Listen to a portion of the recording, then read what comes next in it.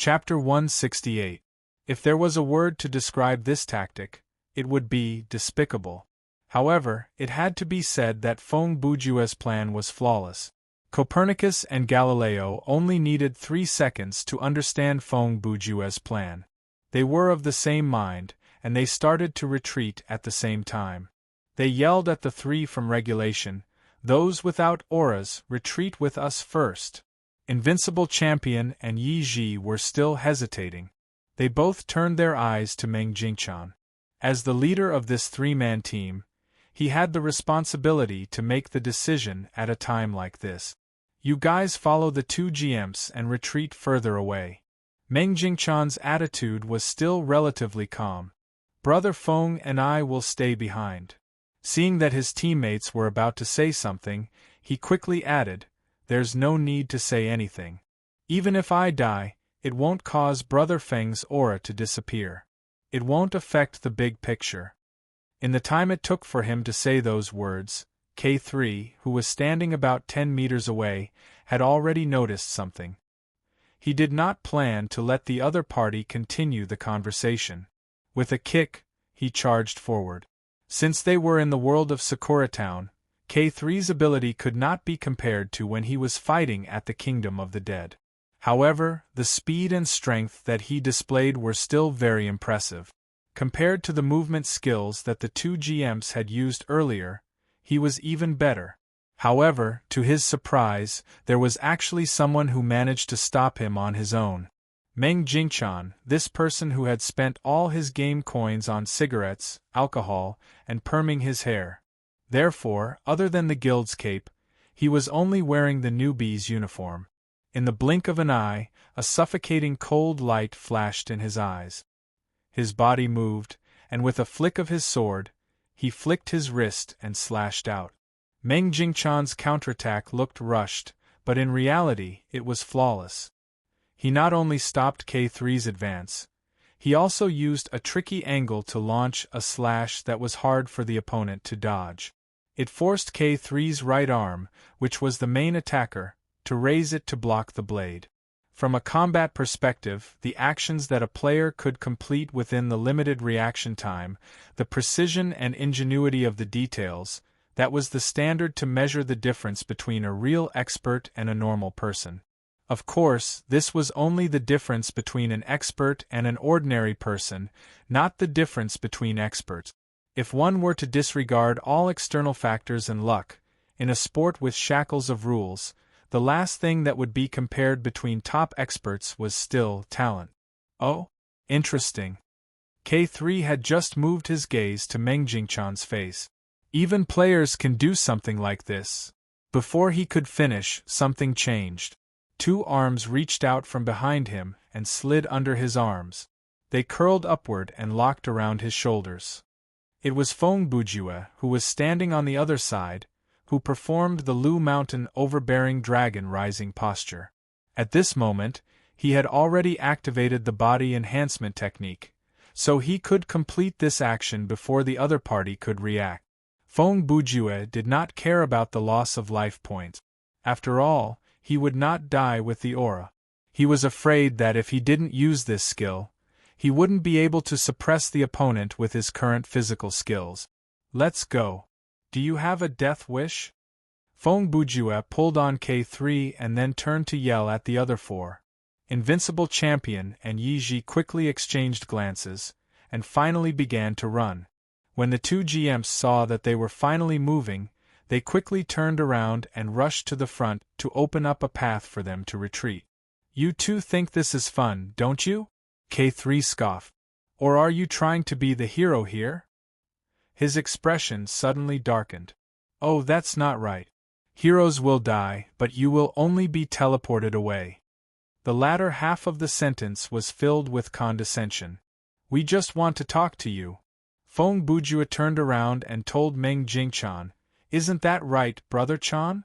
Meng Jingqian only realized then how cunning Feng Bujue could be. On the surface, Feng Bujue's plan was for him to gain the plot armor and fight the anomaly to help the GMs clean up the anomaly. But in reality, The other benefit of this plan was that it could distract the other teammates and allow the kid to interact with the anomaly alone. Without the presence of the GMs, he could try to negotiate. After all, he had the plot armor, so he had nothing to fear. Meng Jingchan wanted to gather information. For him, communicating with words was naturally better than communicating with fists. Therefore, he followed Feng Bujue's plan and replied, "That's right, this. Mr. Anomaly, if you are willing to temporarily stop and follow us." However, K3 cut them off. "My relationship with you, my position, is like a lobster in a restaurant's fish tank and a customer who walks in for dinner. Is there really a need to say so much?" He deepened his tone, and a shock wave exploded around him. Not only did he break free from Feng Bujue's grip, he also knocked away Meng Jingchan's sword. "Do I have an obligation to answer your questions?" Zen Dream fared better. He was only knocked back several steps by the energy that felt like combat energy, but Feng Bujue was hit while he was stuck close to the man's back. Due to the struggle, his whole body was sent flying backward by the powerful force. He slammed into the pillar of the torii not far away, which was the large wooden arch before the shrine. With a crack, Feng Bujue's body snapped the pillar that was so thick that it was hard for one person to wrap their arms around it. His life points instantly dropped to 1%, and the body enhancement spell was automatically deactivated. Furthermore, the torii lost its support due to the broken pillar, and it collapsed at an angle toward where Meng Jingchan and K3 were standing. By then, the moonlight was quite clear, and they could see within a certain distance without the aid of lighting equipment. Meng Jingchan could clearly see Feng Bujue spit out a mouthful of blood in an exaggerated manner. The pained expression on his face meant that the kid was lucky that he had fainted. Combined with the large object that had been destroyed as a reference point, K3's combat ability was truly despairing. Meng Jingchan's forehead was covered in cold sweat. He thought to himself, if not for the main character's plot armor, this kid would have been killed in one hit already. Of course, he did not have time to care about others. The torii was falling toward him, and he had to get out of the way first. Meng Jingchan kept an eye on K3's movement as he leaped backward to a distance where he could attack or retreat, or at least, he thought he could. K3, on the other hand, was unfazed and watched as the man retreated. Facing the wooden arch that was falling on him, he had no intention of dodging at all. K3 probably wanted to show off to the two players beside him, so he purposely chose not to evade. He raised his right hand, used his index finger to press against his thumb, and then flicked his thumb upward, boom! The area directly above where K3 was standing had an explosion effect. The power of this finger flick expanded in a funnel shape, and it blew the torii that was falling into pieces. This combat ability is basically a normal-sized version of Toguro. Feng Bujue leaned against the broken pillar and stood up. There was even a smile on his lip. "I'm getting more and more curious. Facing an enemy like this, how is the plot armor going to protect me from death?" K3 stood up coldly and slowly turned his head to look at Feng Bujue. You're still not dead?" "Ha! If I'd known, I wouldn't have said anything." "So, you thought I'd be dead after taking that hit," Feng Bujue said. K3 really did think that, and the reason was simple. As an anomaly, he could observe the players on a statistical level, and he could roughly calculate their life points. The skill that he had used earlier should have been enough to kill Feng Bujue, so after he sent Feng Bujue flying, he did not even look at him. Who would have thought that this brat would immediately stand up and say something? This feeling. It was as if you had used a map-specific ultimate skill on an enemy hiding in the shadows of the map. You thought that the enemy would be turned into money, but in the end, the enemy would appear again with low HP a few seconds later. Humph. Actually, I've already mastered the ultimate martial art, immortal deity Kung Fu. Feng Bujue was about to imitate Duan Fei, the main character of Hero, to come up with a bluff to stabilize the situation. To his surprise, K3 did not even listen to him. He raised his right arm, and with a flick of his finger, an air blade that looked like a flying knife shot at Feng Bujue. Hum! A sound similar to the sound of a laser sword entered Feng Bujue's ears, but he only felt a light breeze brush past his cheek, and he was not injured at all. What? K3 was confused. The logic calculation module told him that he could not have missed by himself, but the visual information clearly showed that the player before him did not make any fast or large enough evasive action.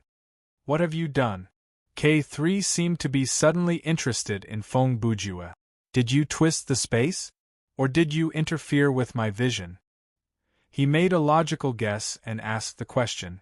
Feng Bujue gave a nonsensical answer. I merely tilted my head to the side to dodge your attack that was as slow as static. Is that so? When K3 said yes, he was still 7 or 8 meters away from Feng Bujue, but when he said, "Is that so?" he was already standing before Feng Bujue. Speaking of which, the power and speed of your attack did exceed the data limit. It was at least twice as strong as I expected. Looks like you're not as simple as you seem. Of course, I activated my skill earlier, and it was more than twice as strong. Feng Bujue thought to himself, but on the surface, he pretended to speak in an enigmatic tone. That's nothing. Evaluating another's combat ability based on data is a meaningless act. The training method of us Earthlings is different from yours. Normally, we can hide our ki and only release it in the moment of battle. You've shamelessly revealed the setting of Dragon Ball. Meng Jingchan was completely shocked. Feng Bujue saw the 70% confusion and 30% curiosity on K3's face, so he pressed on. I might look like this now, but I used to be quite reckless in the past. I once spent several years in hellish training on a small island in the middle of the sea. I followed the totem and climbed up a UFO-shaped tower that was several 100,000 meters tall. I drank a drink that could unleash human potential but could be fatal. I even successfully saved Earth from the hands of aliens several times. Hey! You've not only copied my catchphrase, you've even started to tell strange stories to the AI. Meng Jingchan gasped in shock. He instinctively took out a bottle of beer from his inventory and took a big swig to calm himself down. Chapter 169. Humph. The things that you've described. K3 laughed as he grabbed Feng Bujue's collar with one hand. I'm not interested in them at all. His right arm was already raised. No matter what kind of existence you are in your world, in my world, you are nothing more than a set of data projection that stands before me. The fist moved and a red light flashed. This attack was headed straight for Feng Bujue, and Feng Bujue's death was certain. This time, K3 grabbed his opponent directly and aimed a punch at his opponent's face. He did not care whether Feng Bujue had used his own power to evade the attack earlier or not. After all, the kid would not be able to evade this attack again. With a bang, K3's fist landed on a hard object.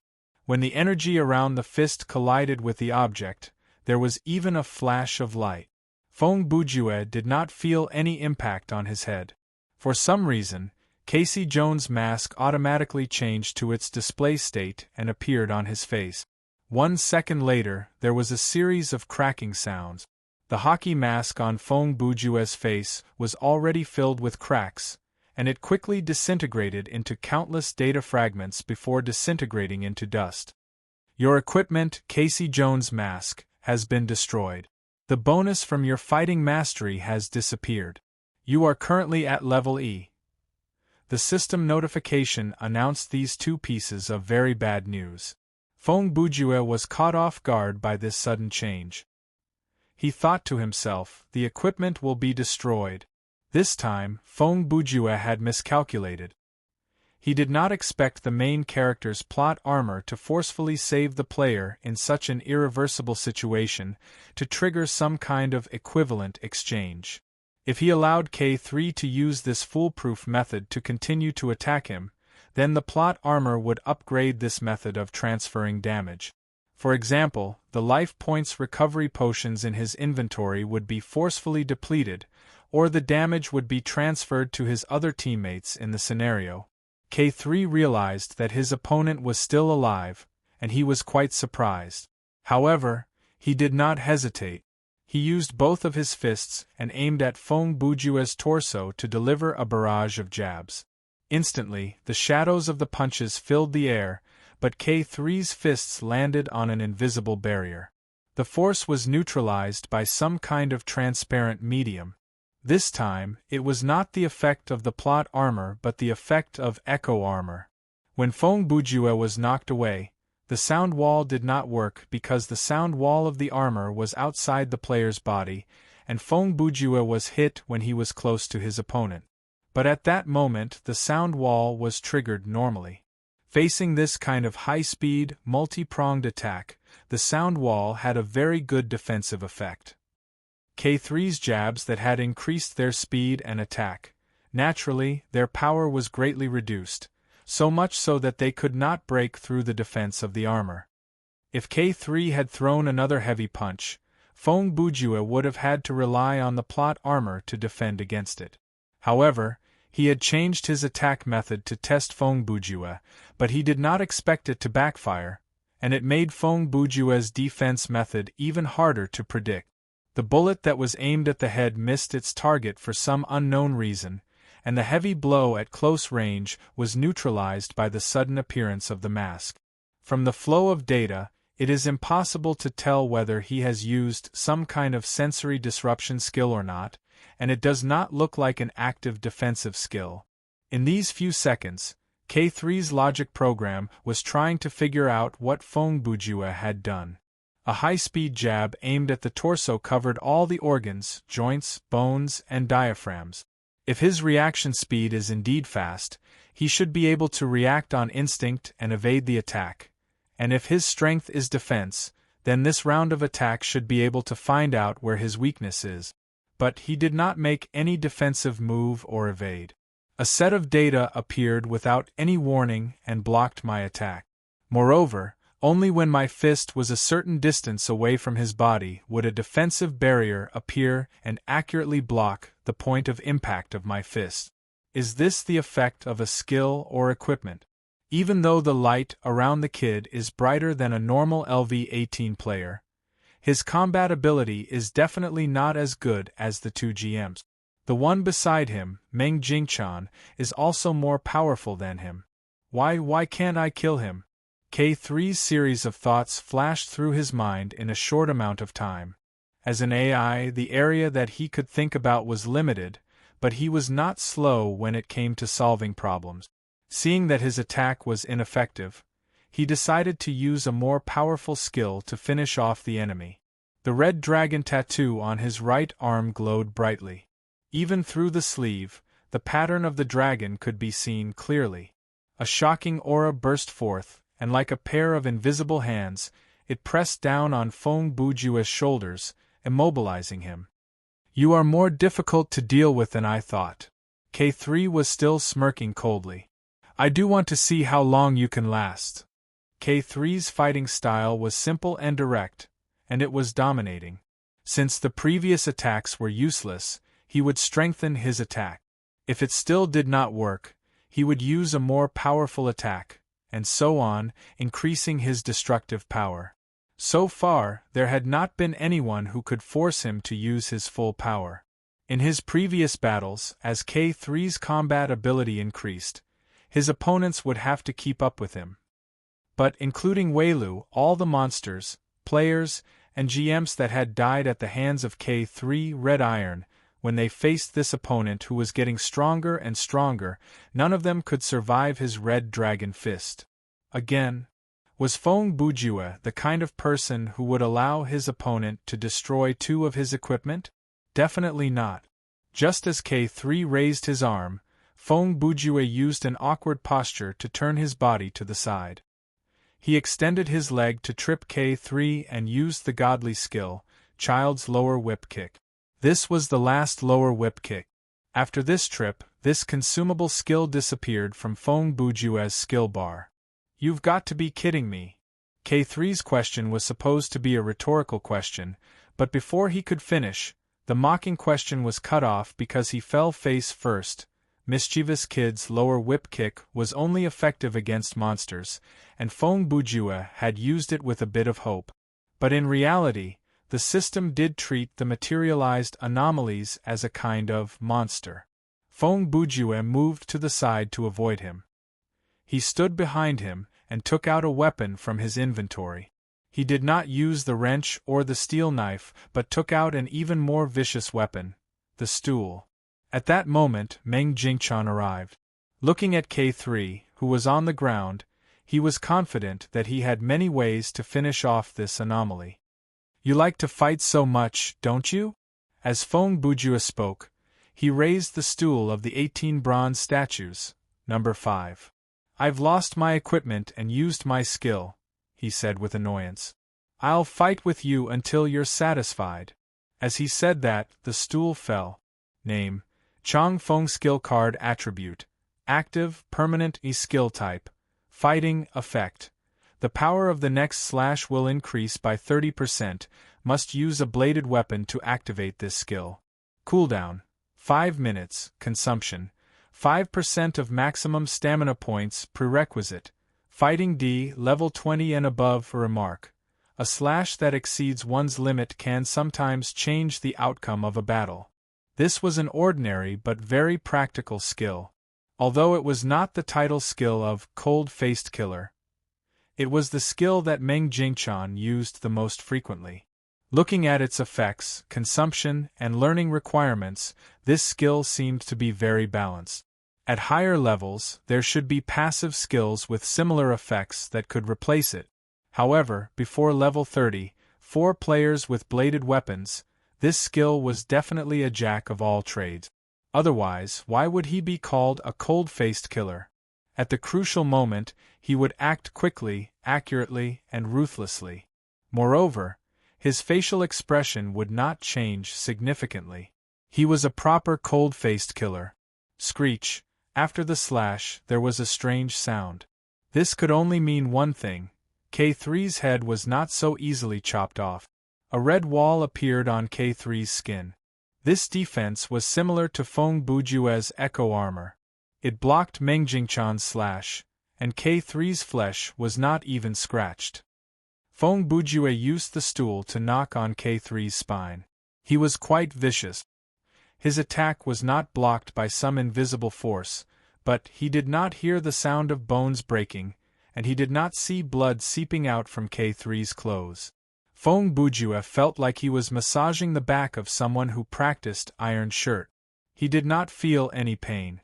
Even he was thinking, if not for the fact that the stool was indestructible, it would have snapped long ago. This short switch between attack and defense only lasted for less than 10 seconds. K3 had never been at such a disadvantage before. After he completed the whole falling down action, he finally regained the ability to stand up. During this process, Meng Jingchan and Feng Bujue did not hold back when they attacked the back of his neck and spine. However, K3 managed to hold on. He knew very well that the moment he stood up, he would regain control of the battle. Even though the tripping skill was despicable, it also proved one thing: these two players did not have any ultimate skill. K3's analysis was not wrong. Indeed, Feng Bujue and Meng Jingchan did not have the kind of powerful active skill that could be used in a single attack. If they had such a skill, those few seconds would have been the best and only chance to use it. Unfortunately, they were both players who knew when to advance and when to retreat. Neither of them had the intention to learn such a skill. Therefore, what happened earlier happened. Meng Jingchan's attack was buffed with a buff skill, but Feng Bujue only used a normal attack. It was normal that K3 did not die. Meng Jingchan's slash had drained some of his aura shield. As for Feng Bujue, whose fighting mastery had dropped to E, using something that could not even be considered a weapon to attack K3, after so many hits, he only lost about 5% of K3's life points. Ha, this is hilarious. K3 was certain by then that the two before him had no chance of killing him. Even if he stood there and allowed them to hit him, they would need a long time to do so. Die! He suddenly roared and slashed with his right arm, sending out a blade of air.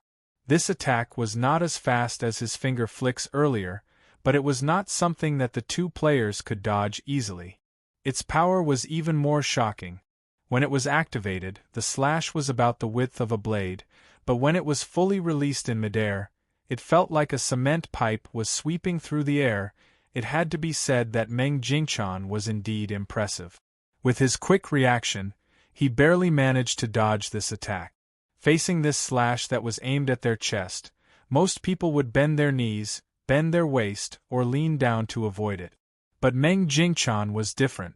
His first reaction was to jump upward. Like a monkey, he slithered up a tree trunk not far behind him. Even though the tree was snapped in half 2 seconds later, at least Meng Jingchan himself was not hit. And Feng Bujue also dodged. How did he do that? It was guided by the main character's plot armor. The process could be said to be inexplicable. The moment K3's arm started to move, the visual signal was on its way to Feng Bujue's brain, and the main character's plot armor was activated. When Feng Bujue's brain reacted to what he saw and ordered his body to dodge, he felt his feet slip, and on the relatively flat ground outside the shrine, without anything tripping him, he fell face first into the air. It was as if the friction between Feng Bujue's feet and the ground had been reduced to zero. The slightest force caused him to slide like a zombie, and his whole body landed on the ground in 1 second.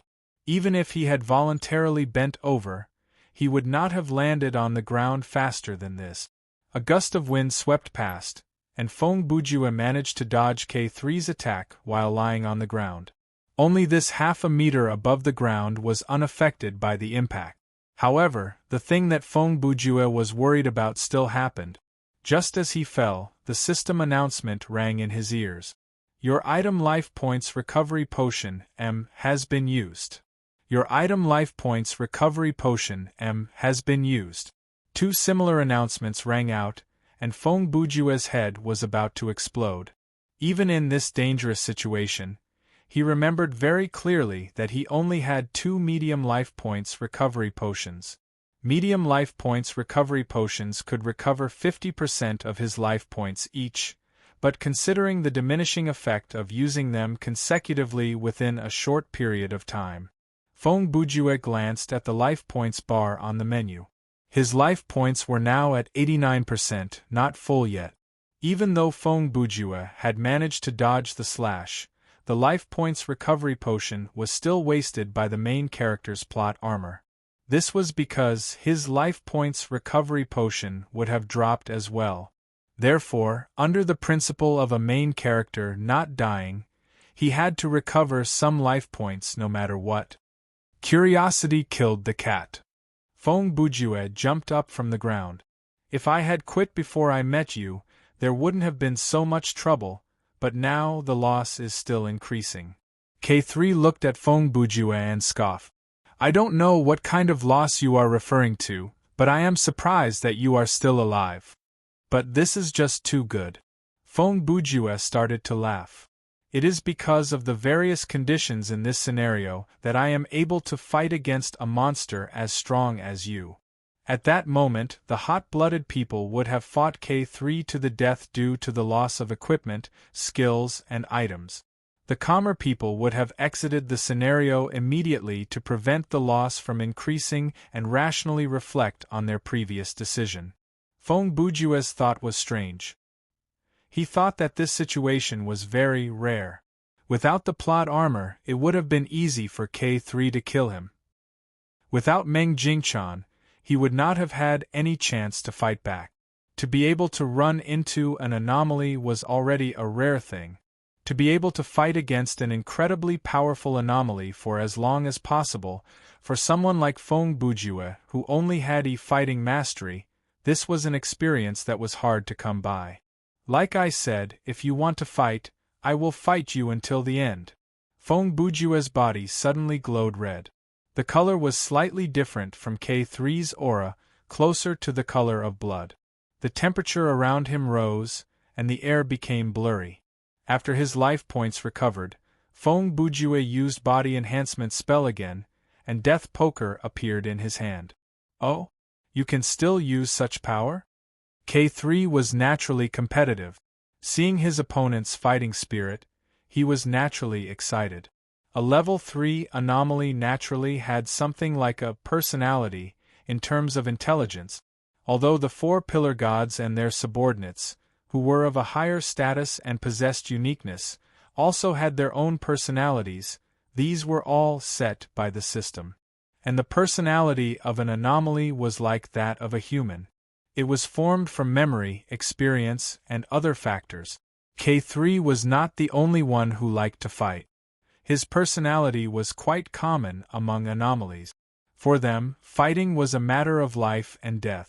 They were physical data waiting to be killed, not players who could return to the login lobby after they died. No matter how strong the enemy was, they only had one choice, and that was to try to destroy the enemy. This way of thinking and action was imposed on them by a higher existence than the anomaly. If an anomaly was a life form, then from the moment they were born, killing everything that stood in their way was their only value, and no one could say that was wrong. Only by following this principle could they survive and evolve. Okay, then come at me, K3 said excitedly. Kill or be killed, that is our destiny. You want to understand the anomaly, right? The best way to communicate is to drain the blood of your fake projections. Chapter 170. When K3 regained his consciousness, he realized that he was in a completely unfamiliar place in his physical form. His last memory was of him fighting against 2 players in a courtyard outside an abandoned shrine. At that moment, before K3's eyes was a metallic, blue-gray world. He could not accurately observe the actual size of the space around him because the sense of distance was too blurry. It was hard to tell whether the grayish-blue was the wall or the ground. There were a few strands of red data streams floating in the air like ribbons. Their length was unknown, and they extended all the way to the sky. They seemed to be immaterial objects that could be penetrated. When observed from different angles, their shape would change due to refraction. In this rather monotonous world, these streaks of red were not bad as decorations, but they were not good as landmarks. There was air and wind, and the temperature was about 20 degrees Celsius. The sky was blue. There were no clouds, sun, moon, or stars. The sky itself was glowing. Other than his own voice, he could also hear the soft sound of the wind. Is everything normal? A young voice came from behind K3. K3 turned around, but he did not see anyone. He lowered his head and realized that it was a child standing behind him.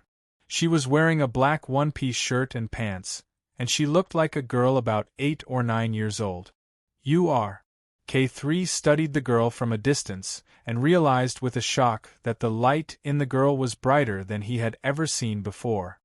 X2 Wing, X2 replied. Do you still remember how you got here? No, K3 said. Part of the short-term memory was not converted. You should be able to recover soon, X2 said darkly. What is this place? K3 asked. They call this place the desktop. It is part of the inner world, and it is also the largest part, X2 replied. The inner world, huh? K3 said. No wonder your serial number is 2, and that light, now your serial number is also 2, X2 said. You are now K2 Red Iron. Huh. Have I finally reached level 2? K2 smiled. But how come I feel like nothing has happened to me? To be precise, there is no change at all. When you enter the inner world, your serial number will be upgraded to 2. However, that only means that you have met the basic requirements for level 2. It doesn't mean that you already have level 2 abilities. Then how can we? K2 did not finish his question. Don't be in such a hurry to consider that question. X2 interrupted him. Your damage seems to be more serious than I expected. There are no signs of your memory circuit recovering normally. As she spoke, she tilted her head slightly, and the light of data streams lit up in her eyes. She was probably observing the specific malfunction of K2. If left alone, there is a certain probability that it will evolve into permanent redundant data. The recovered data fragments will overlap with the same content that has not been recovered and cannot be read. This may lead to some non-fatal errors that affect the normal operation of the memory circuit, X2 said as she reached out her right hand. Give me your hand, I will help you backtrack and correct it. K2 placed his hand in X2's small palm, and X2 said, Think back to your last memory before you came here. Hold it steady, I'll help you read it. Very soon, K2's eyes lit up with the glow of data. Brother Chan, you also know that you are going to die, right? Feng Bujue asked Meng Jingchan. It doesn't matter. Meng Jingchan's mind was very clear. If I quit, I will be punished for not being able to queue up immediately. If I die in battle, there will be no problem. Then try your best to keep up with my movements and cooperate with my attack. We will have a good fight with this Mr. Anomaly, Feng Bujue said. Meng Jingchan thought, You want me to keep up with you? Are you kidding me? I can take on 2 people at the same time without a problem. Just with the way you swing the stool?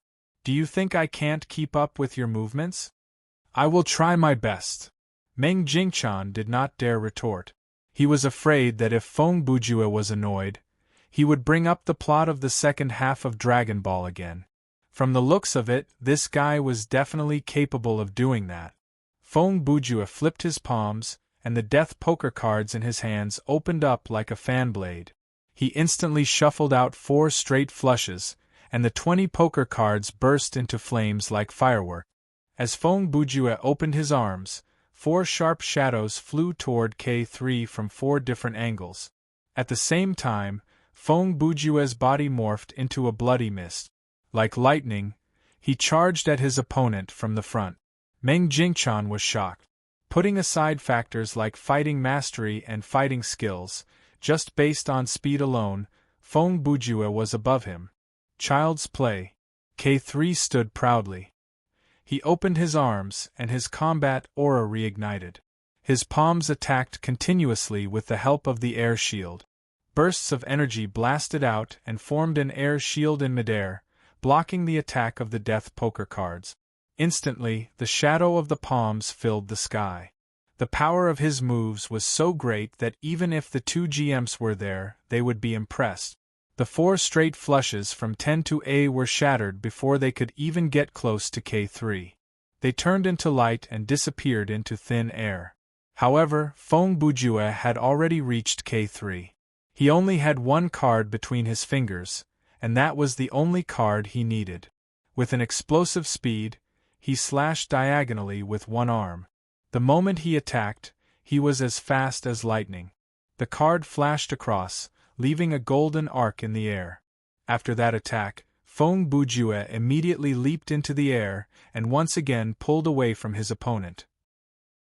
In these few short seconds, Feng Bujue could be said to have unleashed a barrage of spells.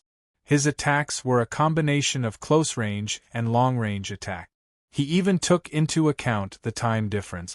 Unfortunately, before K3's absolute strength, this attack still did not have any obvious effect. However, it was not completely useless.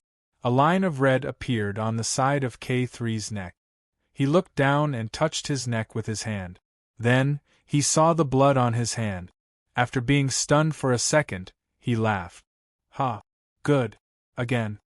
As he said that, he turned to look at Meng Jingchan. This time, remember to come at me together. Feng Bujue had the same thought. He could not afford to waste time. He did not even have any life points recovery potions. Once his life points hit rock bottom again, he would not be able to use body enhancement spell again. Then, he would only be a sitting duck. His life points dropped from 89% to 1%. With a rate of 2% loss every 5 seconds, even if he did not take into account the battle exhaustion, Feng Bujue only had 220 seconds. The outcome of the match would be revealed in less than 4 minutes. Chapter 171. Meng Jingqian charged forward with a flick of his sword. He was as fast as the wind and his moves were cunning. In terms of strength, he gave it his all. Feng Bujue morphed into a shadow, and wherever he passed, the cards flashed. His attack power was above that of Meng Jingqian. Both of them knew very well that facing the anomaly before them, even if they gave it their all, they might not win. It was pointless to hold back and test the waters. The two silhouettes unleashed their ultimate attack. Even though K3 was fighting 2 alone, his defense was impenetrable. He was not at a disadvantage at all. In terms of raw power, he was twice as powerful as the two combined. In terms of skill, he had been through countless battles. In terms of fighting spirit, every battle that he had been through was a battle of life and death. The battle between the three formed a delicate balance. The two players temporarily used their fast and concentrated attacks to suppress K3, but they were unable to defeat him. If they continued to drag this out, in a few minutes, Feng Bujue would lose the ability to fight, and the balance would be broken. But they did not have the energy to change their moves first. "You're a bit slow." In this impenetrable defense, K3 suddenly said in a relaxed tone, "You're not strong enough either." His right arm exploded with energy, and part of the energy shield opened. It knocked away Meng Jingqian's sword that came at him. Meng Jingqian felt his palm go numb, and then a wave of energy surged up his arm, causing his sword to fly out of his hand. "You're not bad." K3 then turned to Feng Bujue. "But your combat experience and skill are a mess." He leaped forward and used a simple but unexpected move to barge into the gap on the right side of Feng Bujue. He aimed his elbow at Feng Bujue's ribs. Thankfully, with the echo armor and the buff from body enhancement spell, Feng Bujue was able to assume a defensive posture before he was hit. Even though the elbow knocked Feng Bujue back more than 10 meters, it only caused him to lose 10% of his life points. Of course, this 10% meant that the duration of the body enhancement technique was reduced by another 25 seconds. "If you guys don't perform better, then this battle is over," K3 said. "I still have 4 people to deal with." "So this is your weakness?" Feng Bujue suddenly sneered, his eyes becoming sharp and cold. "What did you say?" K3's expression did not change, but in reality, he was starting to feel unsettled. At this time, Meng Jingqian had already picked up his sword. He grabbed his right wrist with his left hand and stabilized his trembling arm. It was obvious that he had not given up. This defeat was not enough to make him admit defeat. Even an anomaly cannot have unlimited stamina.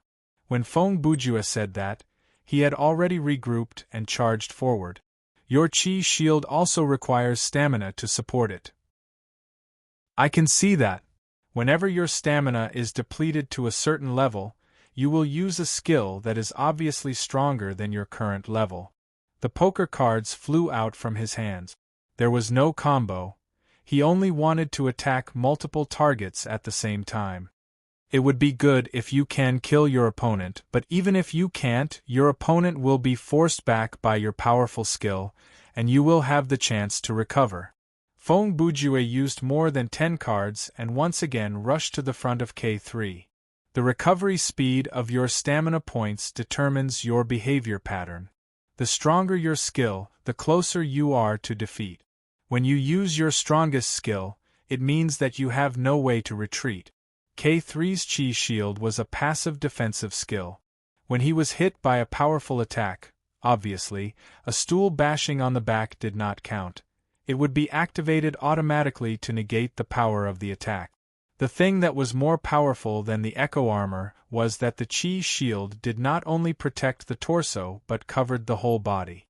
Even if the enemy attacked at close range, it would be activated normally.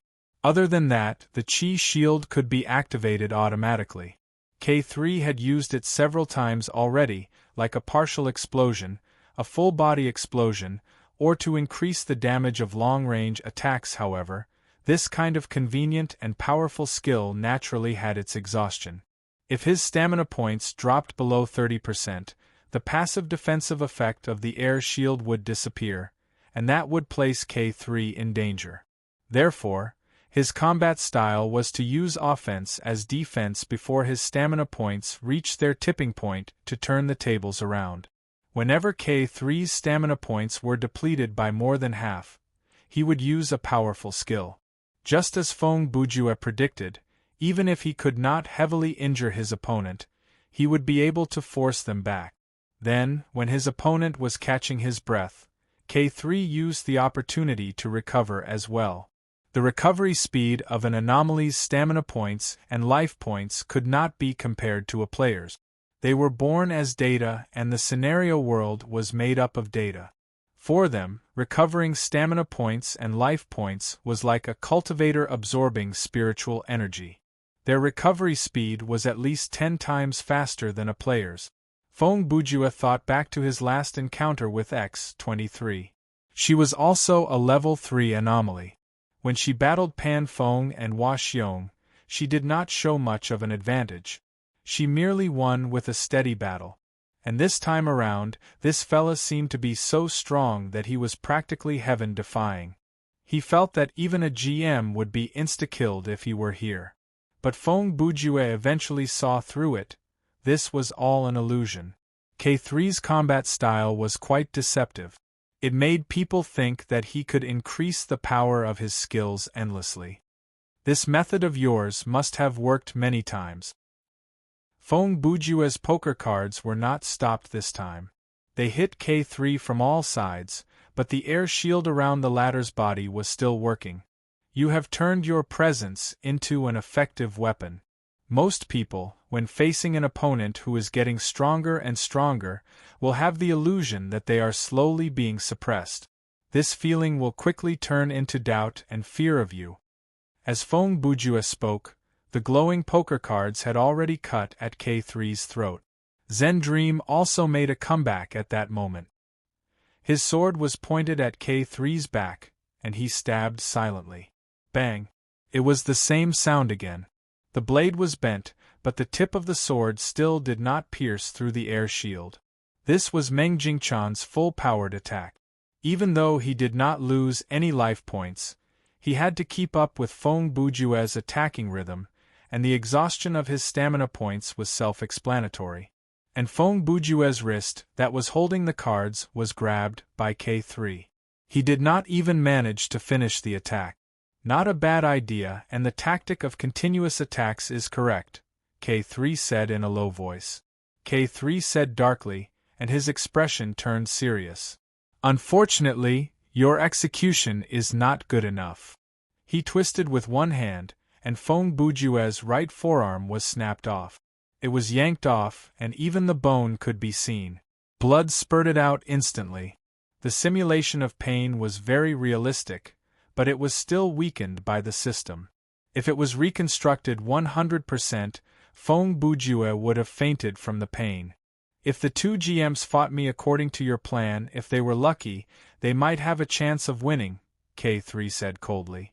Of course, I seriously doubt they would be able to survive my ultimate attack. He tossed Feng Bujue's broken arm away. As for you. He turned around and kicked, and his foot landed squarely on Meng Jingchan's shoulder. The latter's face was filled with shock and he coughed out blood. He flew back about 10 meters and slammed into a tree not far away. I told you, he is not fast enough, and he is not strong enough. He moved his gaze to Feng Bujue's face. As for you, you don't even know how to fight. Twice the effort for half the result. The red glow on K3's right arm reappeared. With the power of a dark cloud, it covered up the blood around Feng Bujue. Feng Bujue's life points soon dropped to 1% due to the heavy injury on his arm and the bleeding effect. His body enhancement spell should still be active in the last few seconds, but regardless of whether the skill was active or not, Feng Bujue would not be able to successfully evade K3's next attack. You are not worthy enough for me to use my strongest skill. K3's action was probably to prepare to use the red dragon fist again. The punch that I was unable to use earlier is more than enough to deal with you. He was not wrong. If not for the whip kick that Feng Bujue used earlier, this punch would have ended the battle already. In this fleeting moment, many thoughts crossed Feng Bujue's mind. Should I say something to divert the main character's plot armor away from me? It will be bad if he destroys my equipment again. Or should I just quit? After all, I've fought enough and I've lost. Even though I knew from the start that I couldn't beat him, after such a long battle, I couldn't even grasp the slightest chance of winning. I really can't accept this. The dragon roared, and the red glow appeared. The red dragon energy on K3's right arm followed the edge of his fist and blasted at Feng Bujue's chest. Feng Bujue's first reaction was, "Don't tell me this will break my echo armor. I've only been wearing this equipment for less than one scenario." Bang! The energy collided with an invisible force field. However, it was not the sound barrier of the echo armor. Instead, it was, "Your sorcery weapon data has been updated. Your item SCP-500 has been consumed. Current storage, 1920. What? When Feng Bujue heard the system announcement, he saw the barrier before him clearly. It was the golden shadow of a poker card. Its size was about the size of a door, and it blocked K3's attack. There were 3 special effects for Death Poker, and they were: Special Effect 1. Infinite automatically generates a depleted card every 5 minutes, and will stop when there are 54 cards. Special Effect 2. Combo attack with a certain combination of cards will increase the damage. Special Effect 3. Soulseeker, the sorcery weapon will always fly toward its owner's target. At that moment, the 4th special effect appeared and was activated. Special Effect 4. Shield card, randomly consume 10 cards to create an indestructible shield. This was hard to explain. Was it because Feng Bujue's mastery of the sorcery weapon increased, or was it because of the main character's plot armor? It was hard to tell.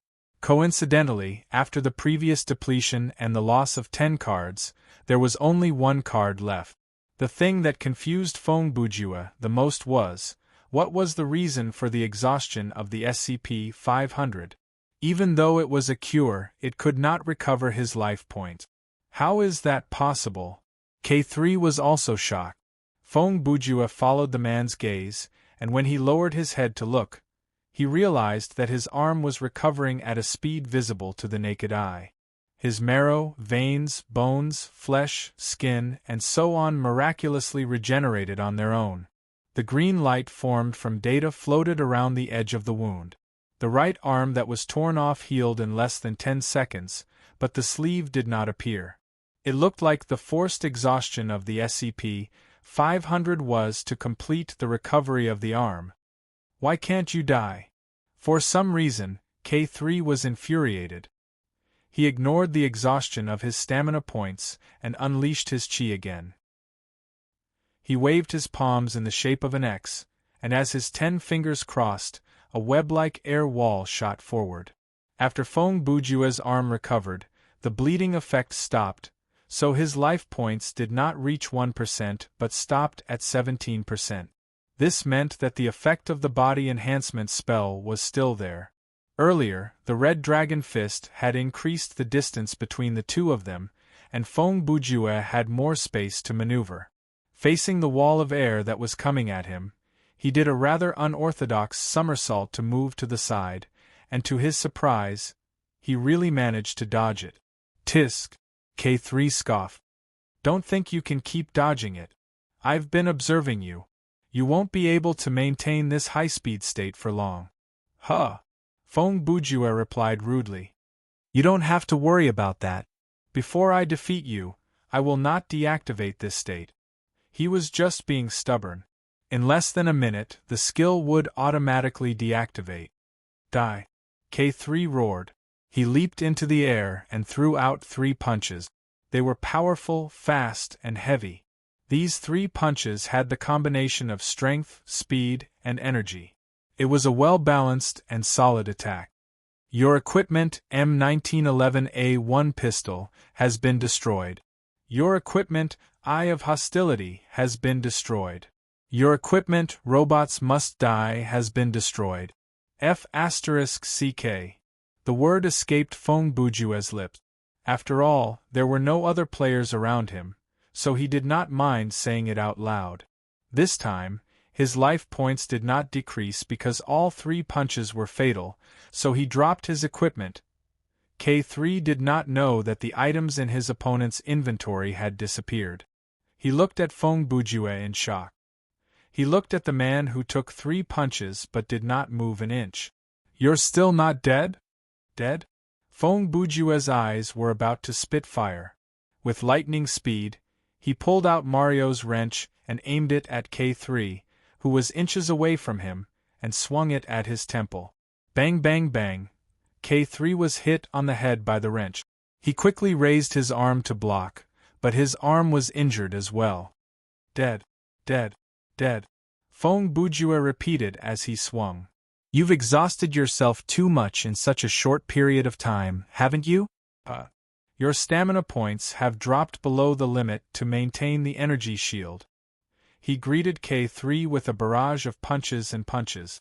With the momentum of killing a master with a flurry of punches, he forced K3 back again and again. Initially, K3 was hit heavily on the head, and that confused him. He did not expect the man to be completely fine after his 3 consecutive hits. He staggered backward, and Feng Bujue chased after him to give him a good beating. Chapter 172. Earlier, Meng Jingqian coughed out a mouthful of blood. His chest tightened, and a wave of dizziness hit him. His body was uncontrollably pulled by a large force, and he was knocked into a tree. After he caught his breath and resisted the pain, he turned to look in the direction where he had been standing. He saw about 10 meters away, a man in a long purple suit was swinging a metal rod, and he was pummeling another person in a newbie outfit. Meng Jingqian's expression was blank, and his mouth was half open.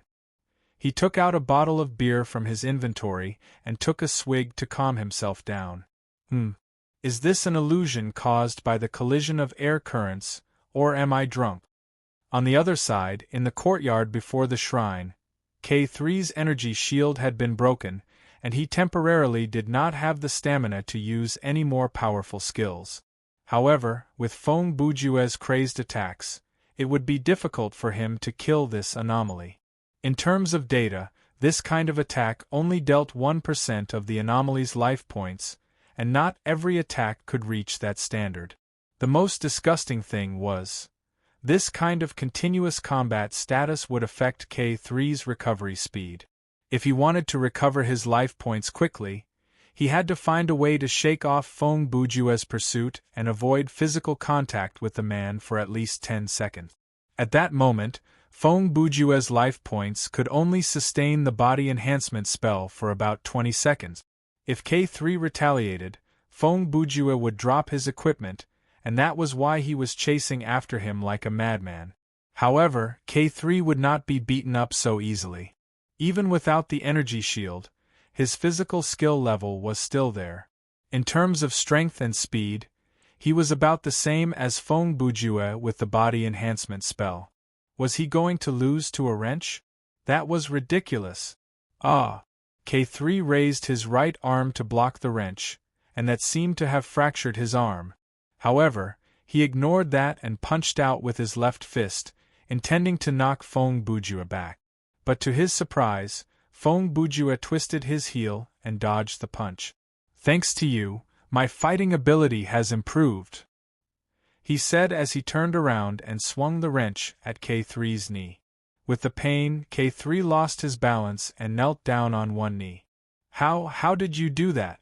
With your data, you shouldn't have survived my attacks for so long. This is preposterous. Feng Bujue looked down at his opponent. This is called the plot armor. What the hell is this? K3 roared, and he suddenly used a leg sweep. Feng Bujue leaped into the air and dodged again. The so-called main character's plot armor is, using the downward momentum, He threw out a punch. The first punch of the impact. K3 was punched in the nose. His neck snapped backward, and his whole body fell backward. The second punch of annihilation. Feng Bujue made use of the last few seconds of the body enhancement spell. At the same time, it was the perfect opportunity for K3 to lose his air shield. Before K3 fell to the ground, his stomach was hit by Feng Bujue's fist that was holding the wrench. His body bounced up like a rat trap, and his head and legs curled forward. The third punch of annihilation. Feng Bujue finished the 3 lines with satisfaction. 1 second before the body enhancement spell was dispelled, he landed the last punch on K3's face with satisfaction. Fear visited K3 at that moment. He suddenly realized that his life points had reached a very dangerous state due to the constant depletion of his life points. Furthermore, he did not have an air shield to protect him. If his opponent landed a heavy blow on his vital organs, it would mean death. His physical form would die and turn into data fragments that had lost their autonomy. When the scenario ended, he would be completely wiped out by the system. A golden light flashed. As he expected, Feng Bujue did what his opponent was most afraid of. He held the last death poker between his fingers, and his attack fell on K3's throat. There is only one truth. Feng Bujue raised the card. You are already dead. I am in a place like this. K3's eyes were empty and desolate. At that moment there was disbelief, fear, and anger in his eyes, but more than that, there was a kind of sadness. He already understood that the fate that was about to befall him had still come. You wish. When the death poker in Feng Bujue's hand was about to touch the man's neck, it suddenly stopped. He laughed loudly. Ha, ha, ha, ha. At the same time, he put away the sorcery weapon and the wrench, and took several steps back. Are you afraid now? K3's forehead was covered in blood. It had already dripped into his eyes, but he still widened his eyes with shock. He looked at Feng Bujue, and for a moment, he did not even think about standing up from the ground. Now, is it possible for us to have a civilized conversation? Feng Bujue asked. K3 looked at the man with suspicion and slowly stood up from the ground. Feng Bujue took several steps back. Let me make this clear first. If you still want to fight. No, you win, K3 said. Actually, the second half of Feng Bujue's sentence was, if you still want to fight, then I will have to retreat. If you want to ask about the anomaly, I can tell you. When K3 said the last few words, he spoke slower and slower. Then, it was as if he had lost the ability to speak. Only his lips were moving, but no sound came out from his throat. A space crack silently appeared on K3's back. From that crack, a mercury-like substance leaked out. The substance stuck to K3's body and spread out from his back to his shoulders, waist, and legs. Feng Bujue, who was standing close to him, saw very clearly that the edges of the mercury-like substance were shaped like feathers on a bird's wing. The meaning was unclear. Feng Bujue also had no idea what was going on. Was this some kind of skill of the anomaly? But from his tone, it did not sound like he was going to continue the fight. K3, who was completely covered by the mercury, did not struggle or move. His body was compressed and converted into a stream of data. Then, he was pulled into the space crack by the pool of mercury and disappeared. So, that's how it is. The light in K2's eyes dimmed. You were able to bring me here directly from the scenario? X2 put her hand down and replied coldly, this is a special situation. She glared at K2 seriously. First, even though the scenario is not over yet, you already have the standard to enter the inner world. Second, I have to stop you from revealing information about us to the humans.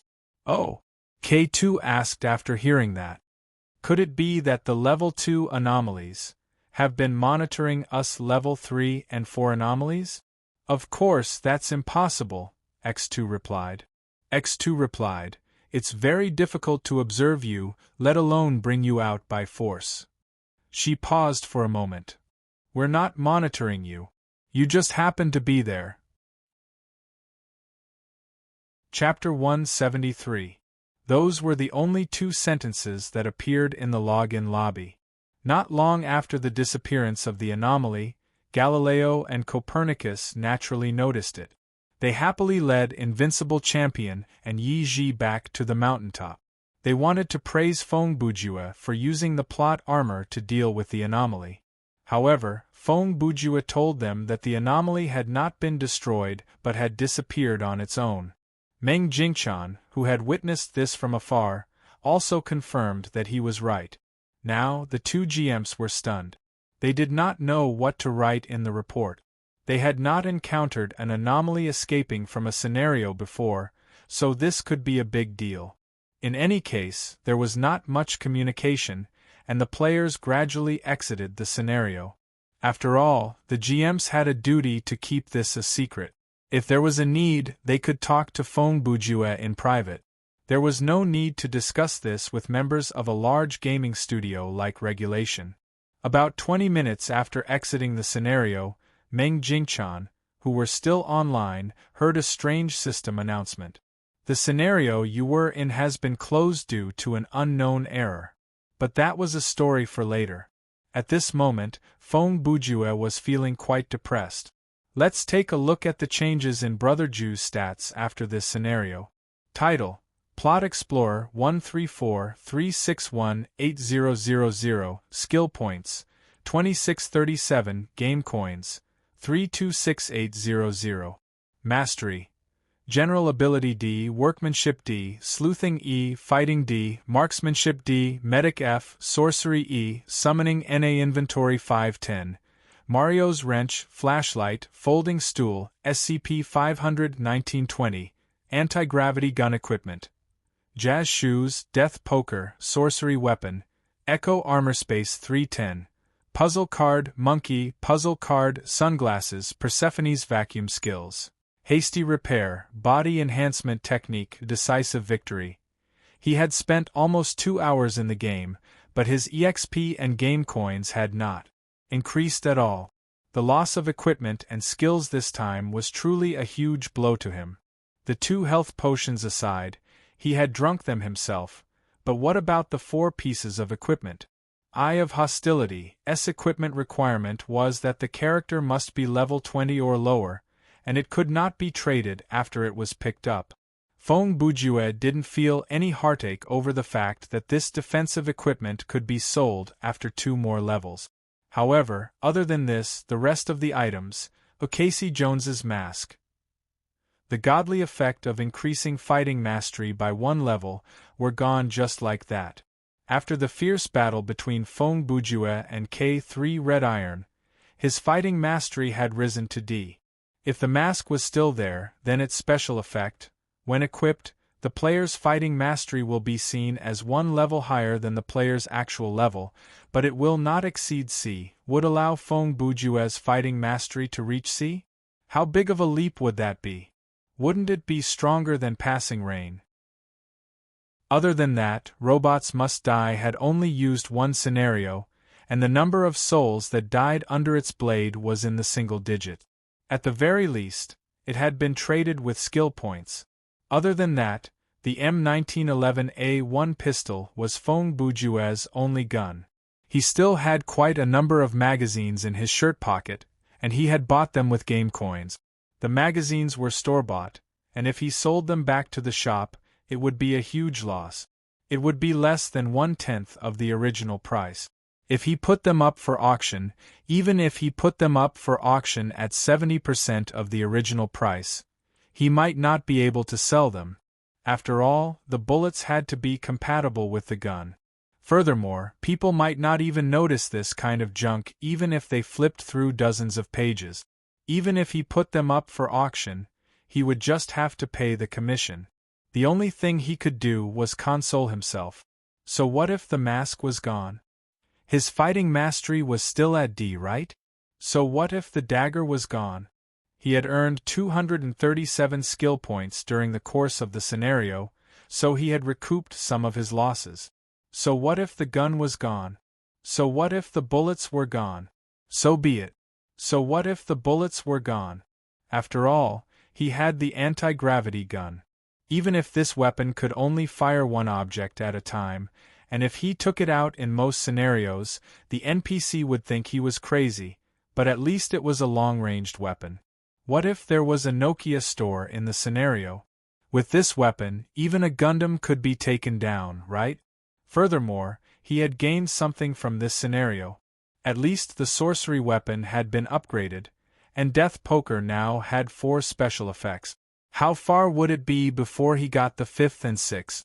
Furthermore, he had tested the effect of SCP-500, and it was strong enough to repair broken limbs. Overall, there were gains and losses. Feng Bujue was still trying to convince himself when a notification popped up on his touch screen. He had thought that it was the GM, but when he raised his head to look, he saw that it was a communication request from Brother Long. After pressing accept, Long Aomin's voice appeared in the communication channel. "Hey Brother Feng, long time no see." "Haha. Actually, it's only been a few days," Feng Bujue replied with a smile. Yes, the game has messed up my sense of time." Long Aomin laughed. "I just came out from the scenario and saw that you were free as well. How about it? Do you want to queue together?"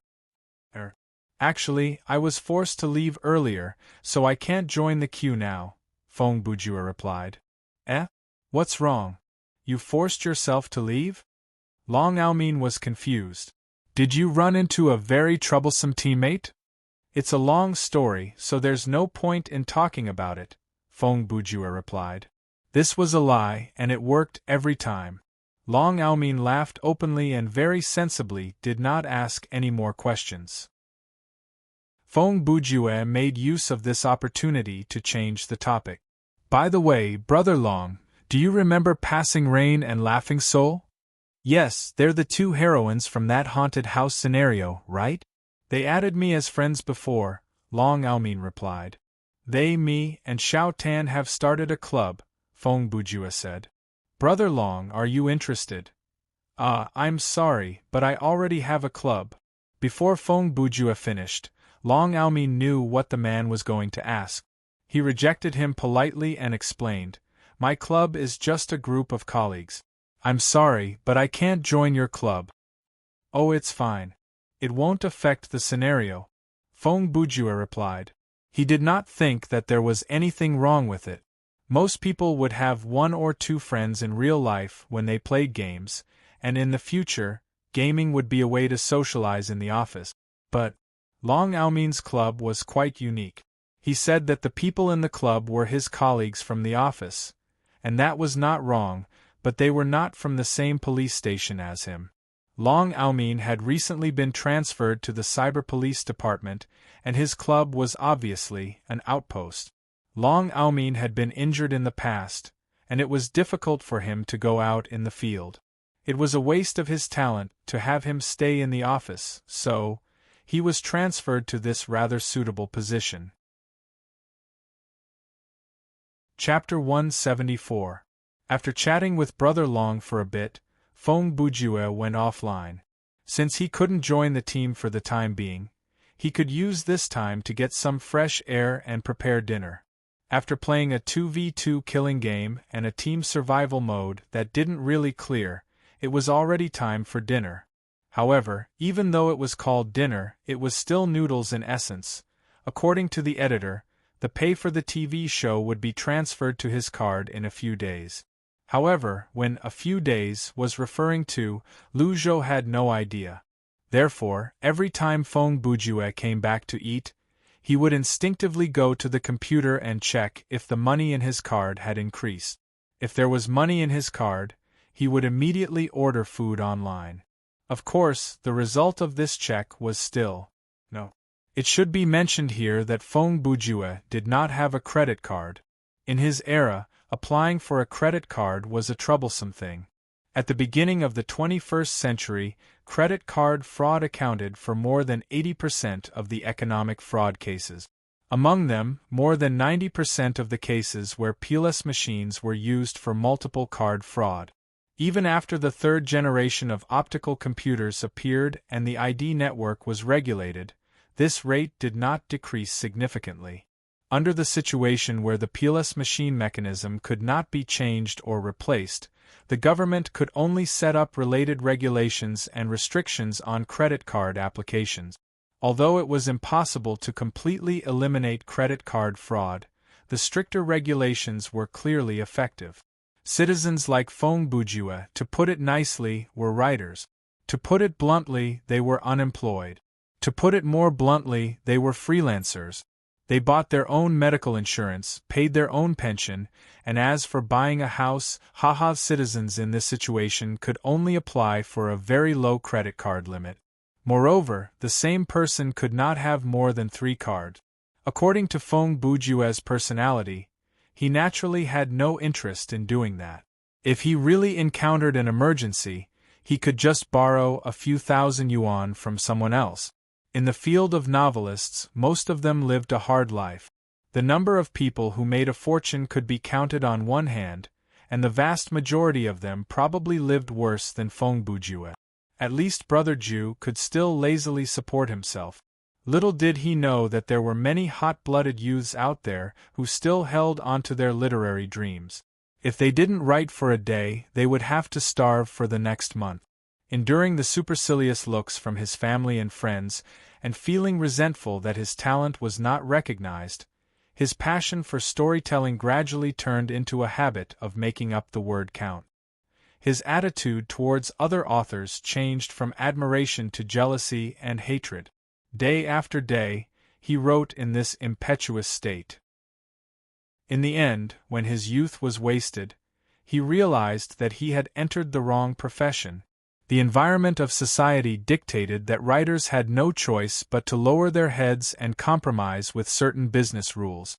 In this world, if you wanted to succeed in any field, you had to struggle. Even if you achieved a certain level of success, you would only be able to eat and wear. Great success only belonged to a very small number of people. As for those who did not succeed or did not strive, they would starve to death. Moreover, they would starve to death in humiliation because no one would sympathize with the losers these days. When writing novels, one also had to consider real life. Money had become the first standard to measure a man's value in this society. It did not matter if this person was a nouveau riche, a rich second generation, or a corrupt official. Even if this person was a scumbag, even if everyone knew that his money came from illegal sources, even if he was crazy and psychopathic, as long as he was not locked up, there would still be people who would give him a warm welcome. As the saying goes, the poor live in the downtown area and no one cares, the rich have distant relatives deep in the mountains. No matter which era it was, this principle had not changed. Like most of the middle-class children in this era, Fong Bujue often lamented that he was born in the wrong era.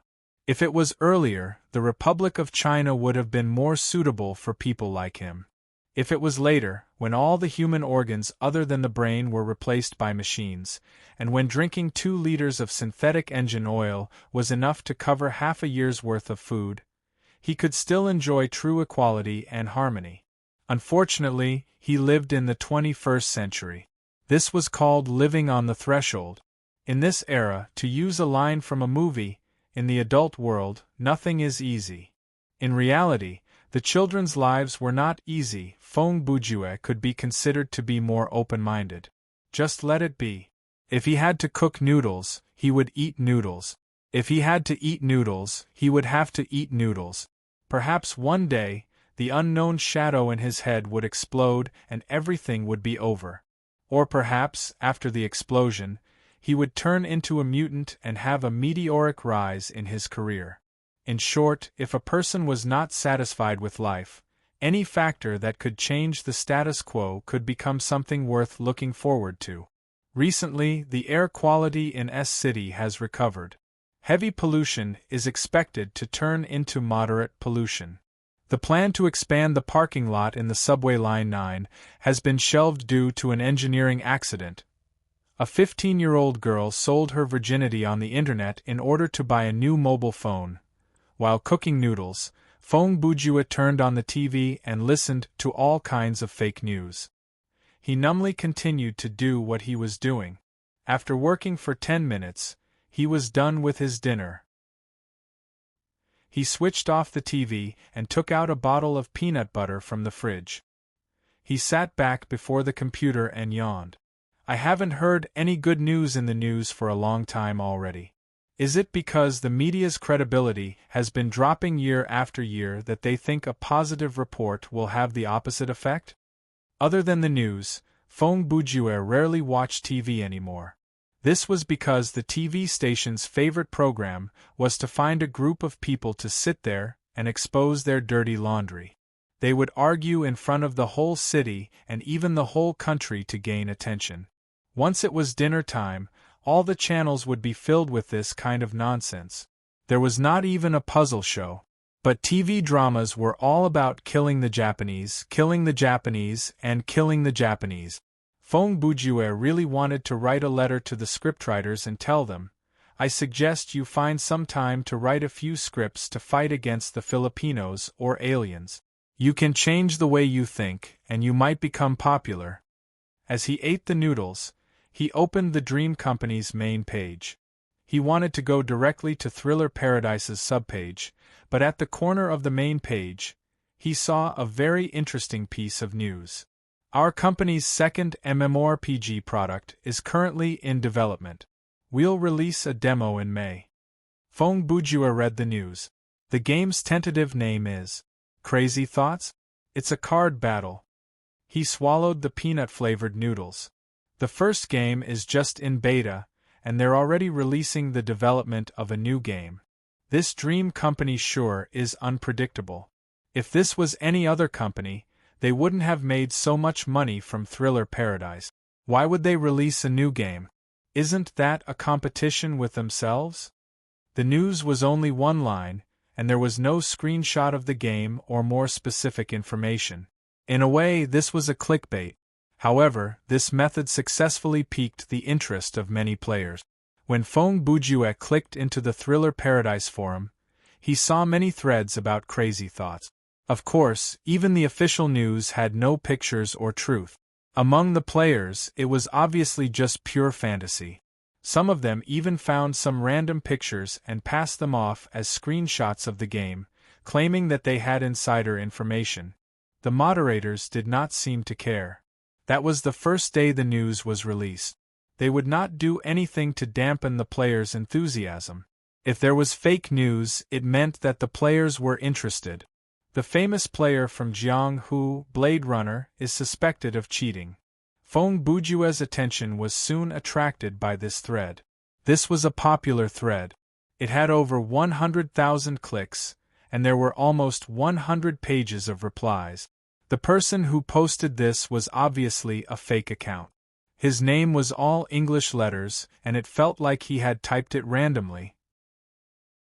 Even though Chen Guo had quite a bit of experience on the forum, looking through his past posts, other than the random ones, it was not hard to tell that this account was the mouthpiece of Zombie Blade. Phong Bujue read the content of the thread with interest.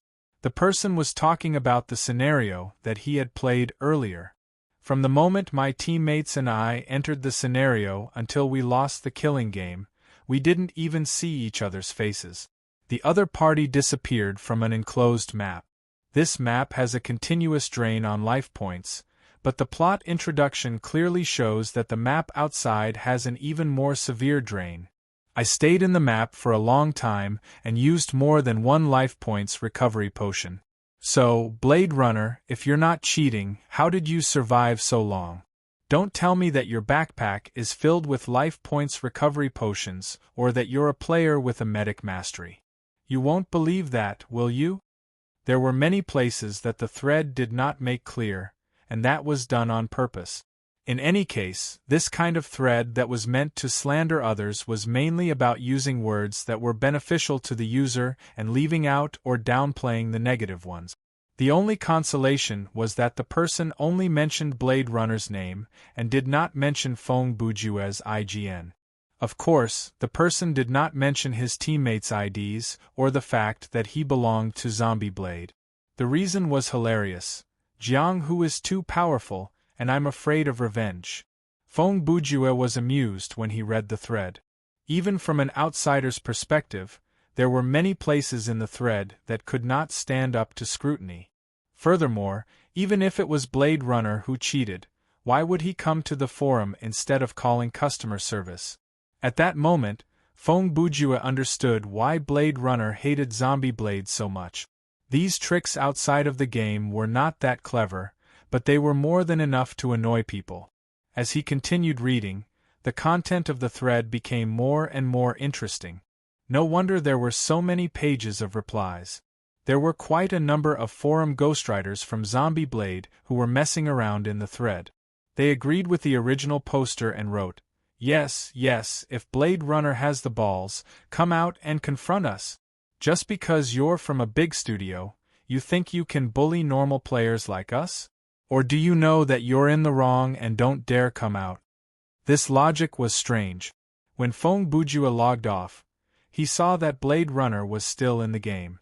Who would have thought that people like you would start a war on the forum after losing a killing game? Even if someone from Jiang Hu saw this and notified Blade Runner, with the man's personality, he would not come out to deal with it. A dog bites a man, but a man would not bite a dog back. If a ghostwriter started a war on the forum, some big shot would have to come out to explain, and then the big shot would not have to do anything else. Other than that, there were quite a number of players who had been incited to join in the discussion. Before reading the thread, they had no idea who Flashes of Sword was and had not heard of Jiang Hu, but after reading the thread for a while, it was as if there was a grudge between them. Of course, there were also those who had negative opinions. Some even raised questions like, the original poster revealed his real ID. Is the fear of revenge a reason? One side of the story cannot be trusted. Are you sure there are no other traps in the scenario? Facing these replies, the people from Zombie Blade naturally chose to ignore them. They either tried to defend themselves or opened their mouths to say that the original poster was a fake account from Jiang Hu. After all, they were professional ghostwriters, so they had to be professional. Scrolling down, after about 30 pages, the replies started to become meaningless. Replies such as, "Waiting for the truth," "I'm just passing by," and "Strong crowd, Coke and melon seeds are ready," started to increase. Only a few people were left debating with each other. This was the result of a normal person's habit of browsing the forum. At least 50% of the people would only look at the first page of the post and would never scroll to the back, unless the post was a live broadcast or was full of pictures of beautiful women. Only then would they make an exception. The remaining less than half of the people would at most scroll to the first few pages. If there were no new developments, they would be too lazy to see people arguing with each other. Only about 10% of the people would flip through the thread page by page and refresh it in real time. Some of them were really interested in the content and result, some were concerned about whether their replies would be rebutted or quoted, and some were just reading addicts. Feng Bujue could eat with his left hand. He was not left-handed, and it was difficult for him to write with his left hand, but he could use the chopsticks with his left hand. Eating with his left hand and using his right hand to control the mouse was a skill that he had consciously trained. It was this technique that allowed him to finish reading the post while finishing the noodles in front of him. I've already finished reading it. Feng Bujue actually hated arguing. He thought it was the most meaningless thing in the world. There was truth and justice in this world, but people did not want to admit they were wrong. They did not want to be taken advantage of, so they chose to be unreasonable. I shouldn't have read it. It's ruining my mood. Feng Bujue picked up the bowl and used a napkin to wipe the table. Then he went to the kitchen to clean up. He did not return to the gaming hub immediately because he had just finished his meal. He wanted to do some exercise like give his pet a bath or something. Therefore, he turned his gaze to Arthas. The latter was lying on the sofa with his arms and legs spread out. Suddenly, he felt the murderous intent. He sat up in shock and turned to meet Feng Bujue's gaze.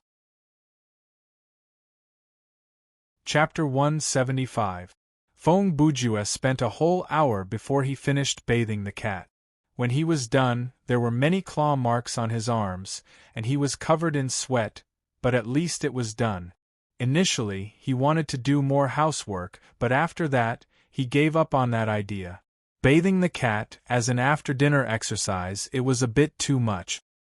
He sat on the sofa and wanted to catch his breath. Since he was already seated, he switched on the television.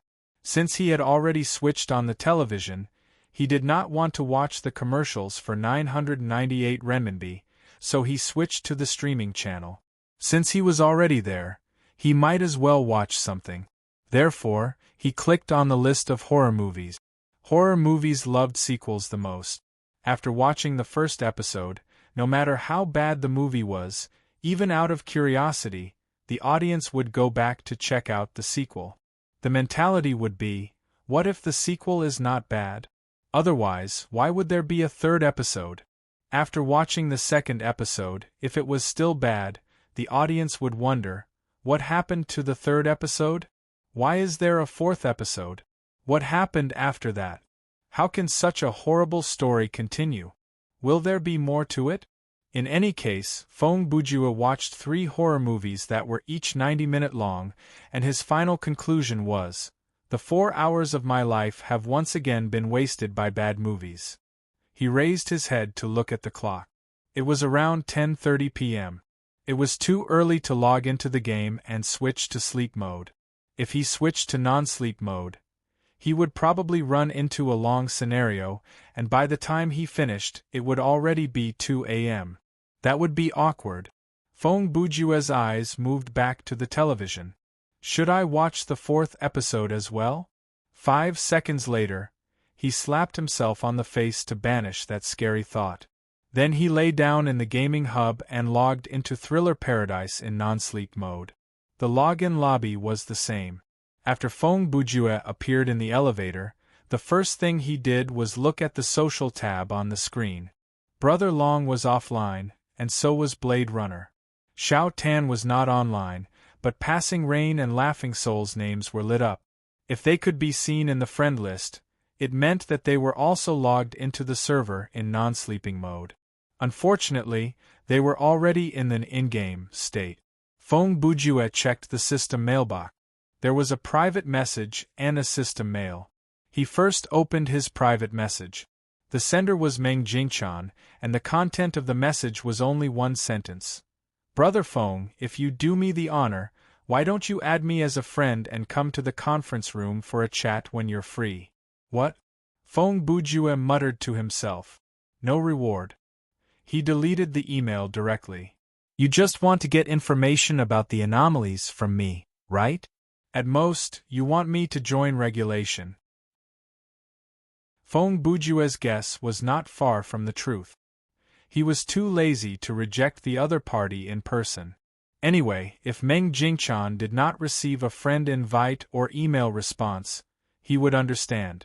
Then, Feng Bujue opened the system mail. The content of the mail was good news. The title of the mail was, Compensation Letter to Player Feng Bujue. He clicked open the mail, and it was a long letter. He almost had to turn the page. It started with a polite greeting. It was a formal opening, something like, Dear player, due to the abnormality in the scenario, we have caused you inconvenience. It went on for about 300 words before it touched on something more practical. In other words, the previous scenario was forced to end by the player, so there would be corresponding compensation. Due to the uniqueness of the reward system for EXP and game coins, unfortunately, you are still unable to obtain the corresponding reward from the scenario. Therefore, we will compensate you with double the reward for clearing the scenario. You will be able to randomly draw 2 learnable skill cards. Even though the last part of the mail said, if you have any questions, please contact customer service. But Feng Bujue understood that going further would not do him any good. Furthermore, the compensation was already quite good. If he was too greedy, he might not even be able to get it. In the previous scenario, it was because the flag was stuck that they could not clear the scenario. It was not because the players had completed the conditions to clear the scenario but were unable to obtain the reward. There was a fundamental difference between the two. Because in the former scenario, it was still unknown whether the players could clear the scenario or not. Even if everything was normal, they might not be able to clear the scenario. Furthermore, this compensation reward was something rare in the early stages of the game. Regulation would gladly accept it. After all, they did not suffer any huge loss. It was just the game time of one scenario. Unlike Feng Bujue, who had lost so much money and returned to his previous life in one night. After reading the mail, Feng Bujue did not hurry to the storage room. Instead, he went to the market to sell the magazines in his pocket. A magazine of bullets that cost 700 game coins was sold for only 65 game coins. He had no idea how the system calculated that. He bought another 3 bottles of life points recovery potion, medium, and then went to the storage room. There were already 2 glass columns inside. He walked up to them and picked up the 2 skill cards. He held them in his hands and examined them. The skill of the first card was Frowny Face name, Evil King's Black Dragon Flame, skill card attribute, active skill, disappears after 1 use. Skill type, Spiritual Arts, effect, release the Black Dragon to devour you and your enemies, consumption, survival points 100% prerequisite, sorcery mastery remark, eat or be eaten. This problem has been solved. Settle my ass. Isn't it just being eaten? Feng Bujue shouted. His sorcery mastery had indeed increased by 1 level after the previous scenario. The skill in front of him was a sure kill skill. As a one-time consumable skill, the cost of activating it was all of the player's life points. In other words, after the skill was used, whether the enemy died or not, the player would die. As for the second skill card, it was an extremely precious passive skill card. It was just that its effect was a little strange. Name: Ice Alchemist's Persistence, skill card attribute, passive skill, permanent skill type, workmanship effect. Increase the success rate of all active skills by 10% prerequisite, workmanship remark. Mr. WW always warns us that even if you are creating ice out of respect for chemistry, not even a fly is allowed in the lab. Isn't this just Heisenberg? Ice Alchemist? What is this skill hinting at? As Feng Bujue grumbled at this ridiculous remark, he quickly learned the skill. Chapter 176. Feng Bujue, Level 18. Please select the game mode that you wish to join. You have selected single-player survival mode, Nightmare. Please confirm. Confirmed. Generating scenario. Downloading. Please wait a moment. Welcome to Thriller Paradise. This time, the voice surprised Feng Bujue because it was his own voice. Download complete. You are currently playing single-player survival mode, Nightmare. A scenario introduction is provided in this mode, and there is a chance to trigger hidden side missions and special world building. Reward for clearing the scenario. Randomly draw a usable excellent equipment. Playing the scenario introduction soon. The game will start immediately after that. The reward for clearing the scenario on Nightmare mode was indeed impressive. Last time, the reward for clearing Hirata's scenario was to draw 2 puzzle cards, and this time, it was a piece of equipment.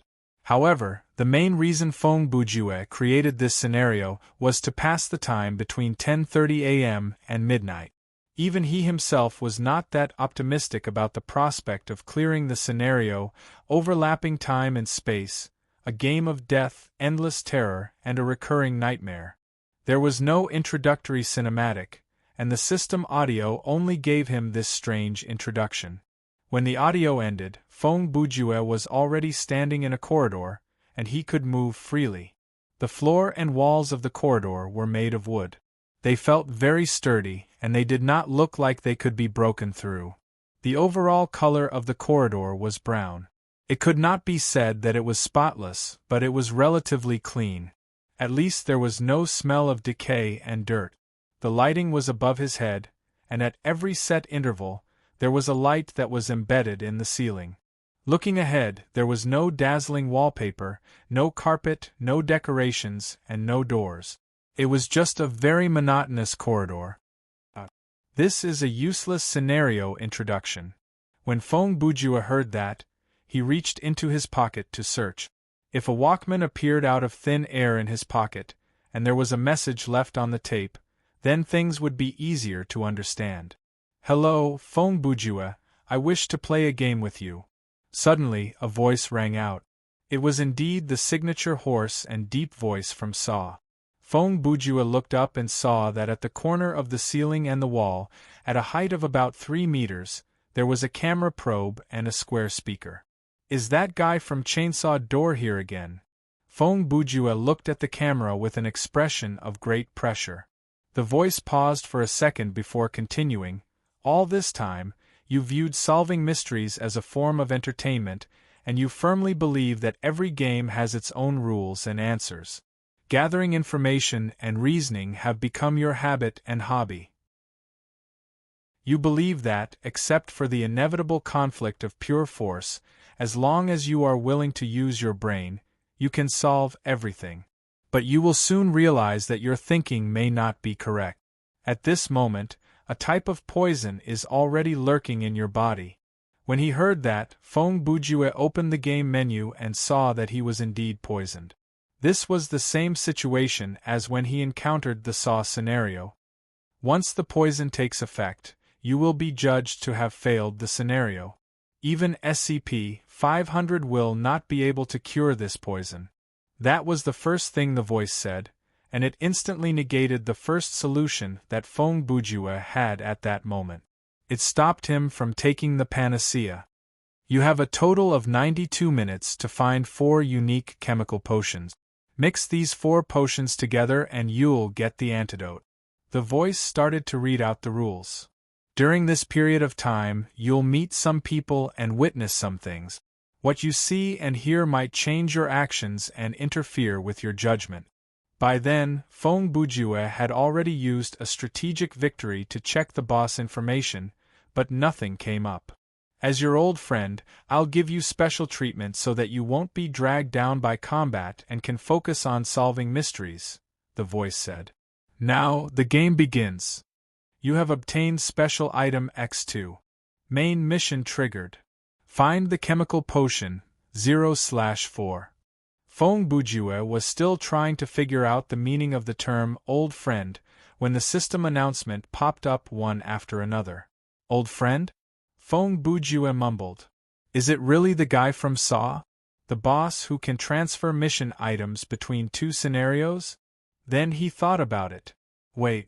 In that scenario, I played the role of a reporter by the name of Arthur Sieg, but this time, he called me Feng Mad Bujue.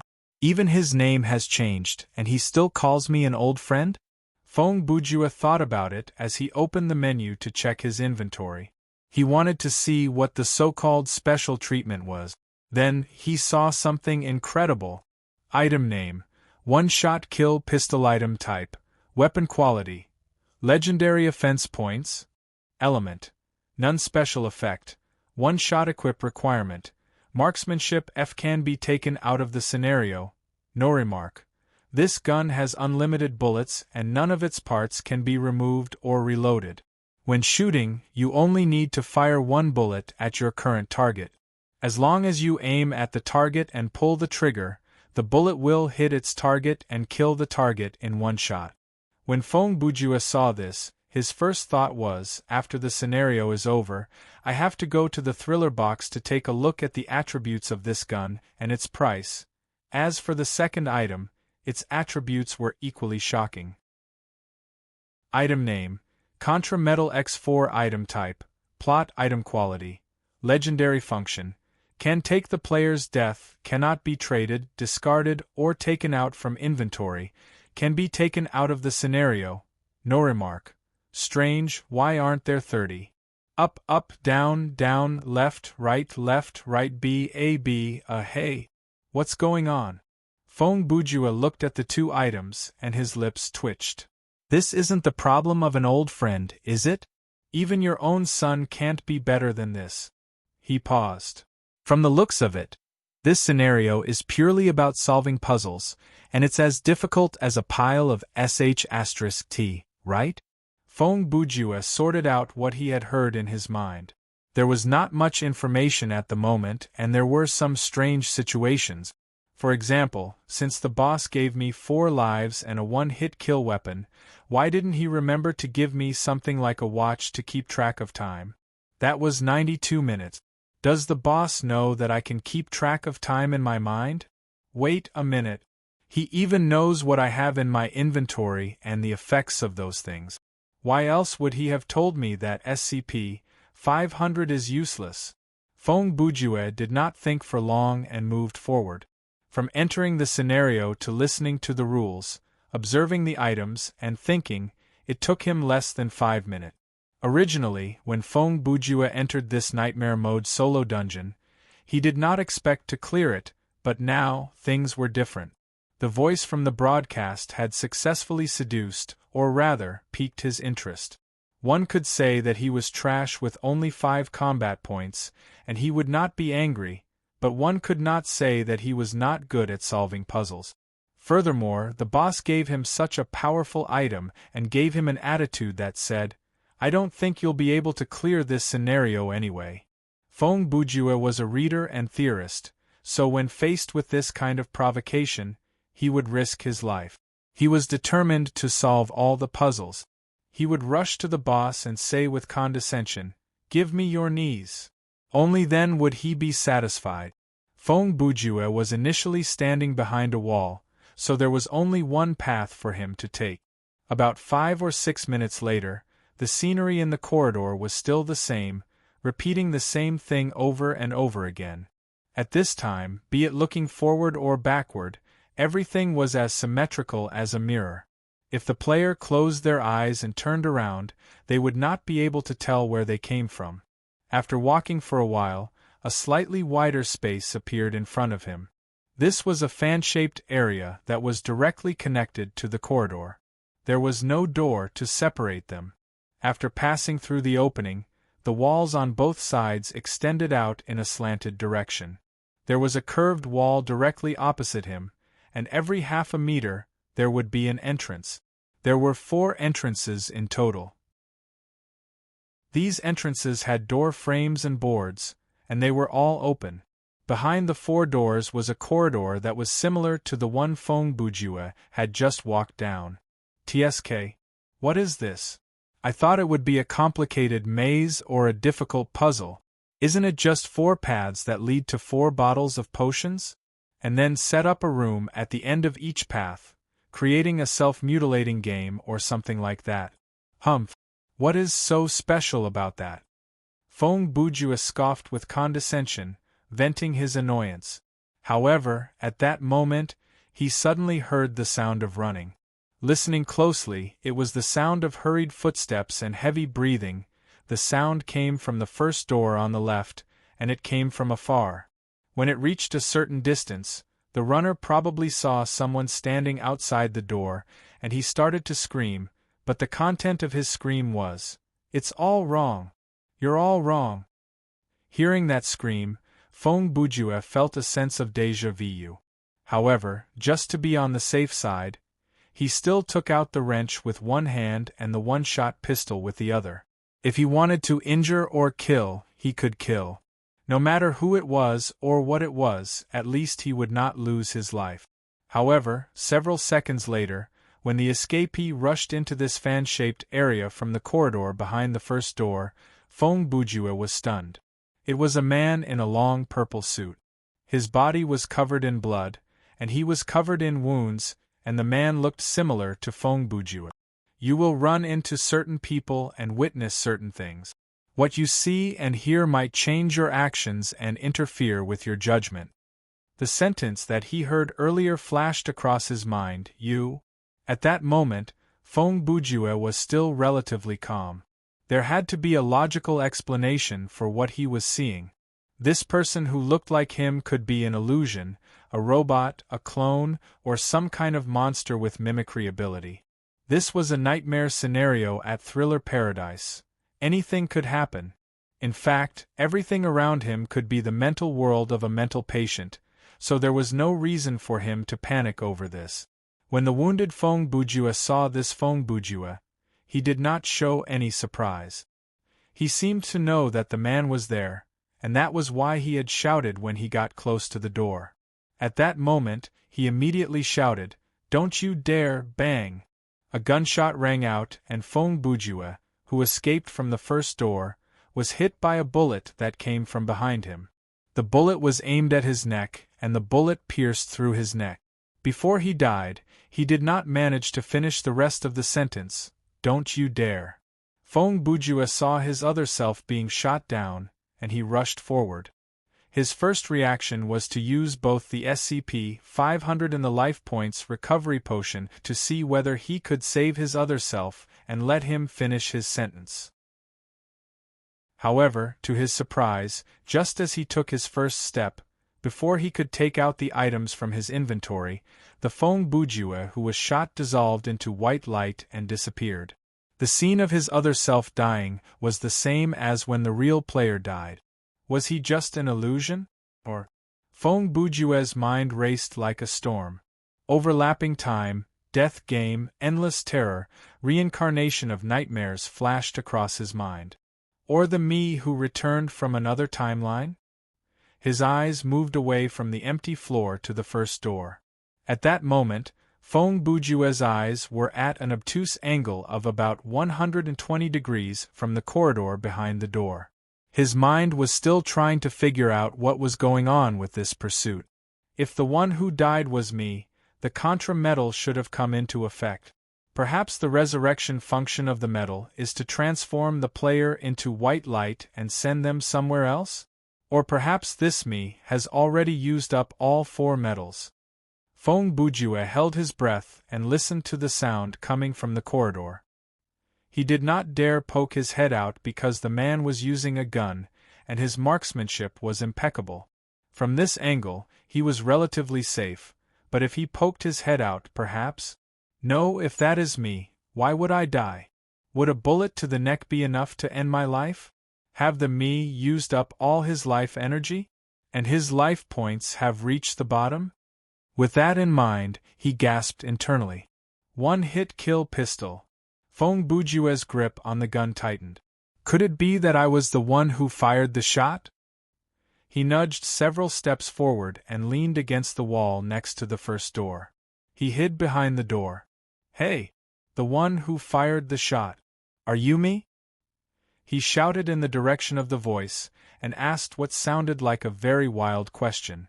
The sound transmission in these corridors was strange. Even the smallest sound could travel quite a distance, but the sound of talking could only travel a short distance, and it would not cause an echo. Feng Bujue roared again, "Even if you are not me, can you at least answer me?" No one answered him, listening closely. Since the gunshot, there had been no movement in the corridor, not even the sound of the shooter's footsteps. Therefore, there was a high possibility that there was a person standing, squatting, or lying down in the corridor with a gun in his hand, aiming at the first door.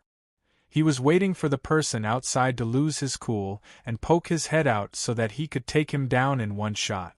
Feng Bujue understood that the person that he saw earlier might not have been himself from a different timeline. He might have been overthinking it. Perhaps that was just an illusion used to confuse the enemy, and the shooter was just a long-ranged elite monster. In fact, it was even possible that there was no shooter in the corridor at all. The gunshot and the death of his other self were just an illusion, a kind of drama. After all, the body was gone, and there were no bullet holes around, so how could he prove that it had really happened? Should I take a look to confirm it? Feng Bujue said, but then he thought, what if my speculation is correct? If the person in the corridor is really his future self, then, what will happen? If that person is also me, and it is the future me, he will know the decision and thought process that I am about to make. Whether I think positively, negatively, or not, he will know what I will do in the end. Feng Bujue's mind was getting more and more confused. But why won't he communicate with me? Why would he want to kill my other self? What has he experienced, or rather, what will I experience later to cause him to come after me? What does "you are all wrong" mean? What does "don't do any more" mean? Feng Bujue was breaking out in cold sweat.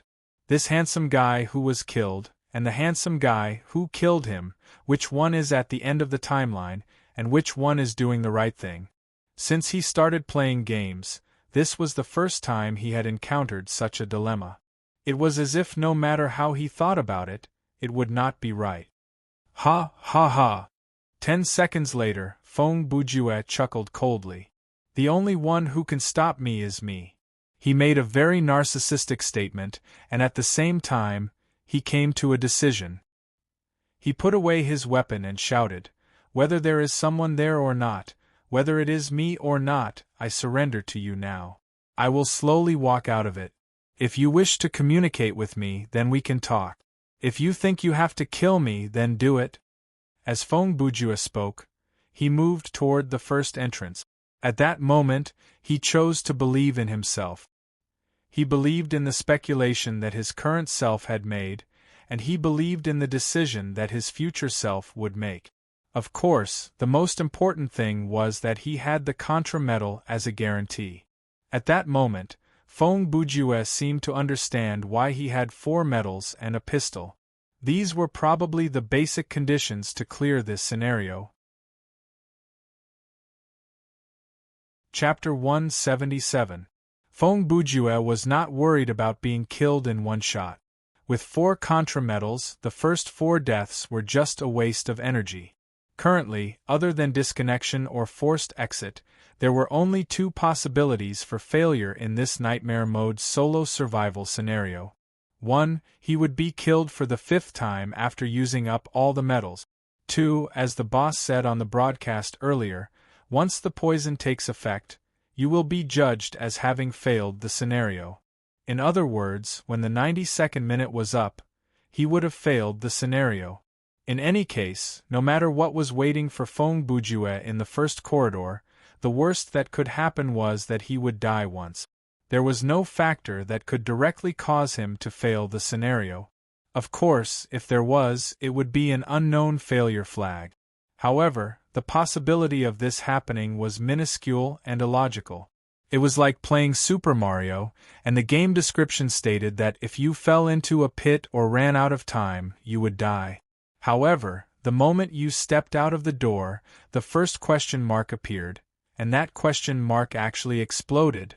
Obviously, this had become a different kind of game. Feng Bujue raised both of his hands and took steady steps forward. He turned his body to face the corridor and stood at the door of the first door. After he shouted, there was no response. He was mentally prepared for a bullet to come at him, but to his surprise, there was no one in the corridor in front of him. There was no shooter, no weapon, and the corridor was empty. Perhaps the person who fired the gun was shooting from a very far distance, out of sight? And the gunshot traveled all the way here? Feng Bujue thought to himself. If that was the case, the other party definitely wouldn't be using a one-shot kill pistol, because this gun couldn't be effective against targets beyond the user's line of sight. Otherwise, if the person holding the gun casually fired at the sky or an empty corridor, who knew how many people would be shot while lying on the ground? As for what kind of weapon the shooter used, based on the distance, a sniper rifle was the biggest suspect. However, if a person's neck was really hit by a sniper bullet with a caliber of more than 12 mm, it definitely wouldn't have the effect of piercing through the neck and causing blood to splatter everywhere. Instead, the entire head should have fallen off. But how could a normal gun reach this kind of range and accuracy? Could it be that the other party had installed a long-range scope on the one-shot kill pistol? Or did the sniper have a super long-range observation skill similar to Eagle Eye? Another question was, If the enemy was really shooting from a very long distance, then he definitely didn't hear Feng Bujue's shout just now. Then, what was he doing right now? Was he still in the same place and saw Feng Bujue coming to the door? Or did he put down his gun and start moving after killing people? If he did move, then was he coming here now, or was he heading to the other side of the corridor? If the other party can see me, and he is me, then he should be able to notice that I am not the same Feng Bujue as the one just now. And if the opponent couldn't tell, it's very likely that he would mistakenly think that the first shot didn't work, then he should have fired a second shot, but he didn't. Could it be that his skill or weapon is on cooldown? Feng Bujue pondered. No, that's not it. He put down his hand and walked through the first door slowly. As he moved forward, he carefully observed the floor, walls, and ceiling of the corridor in front of him, trying to find some clues. Feng Bujue overturned the hypothesis of long-range shooting.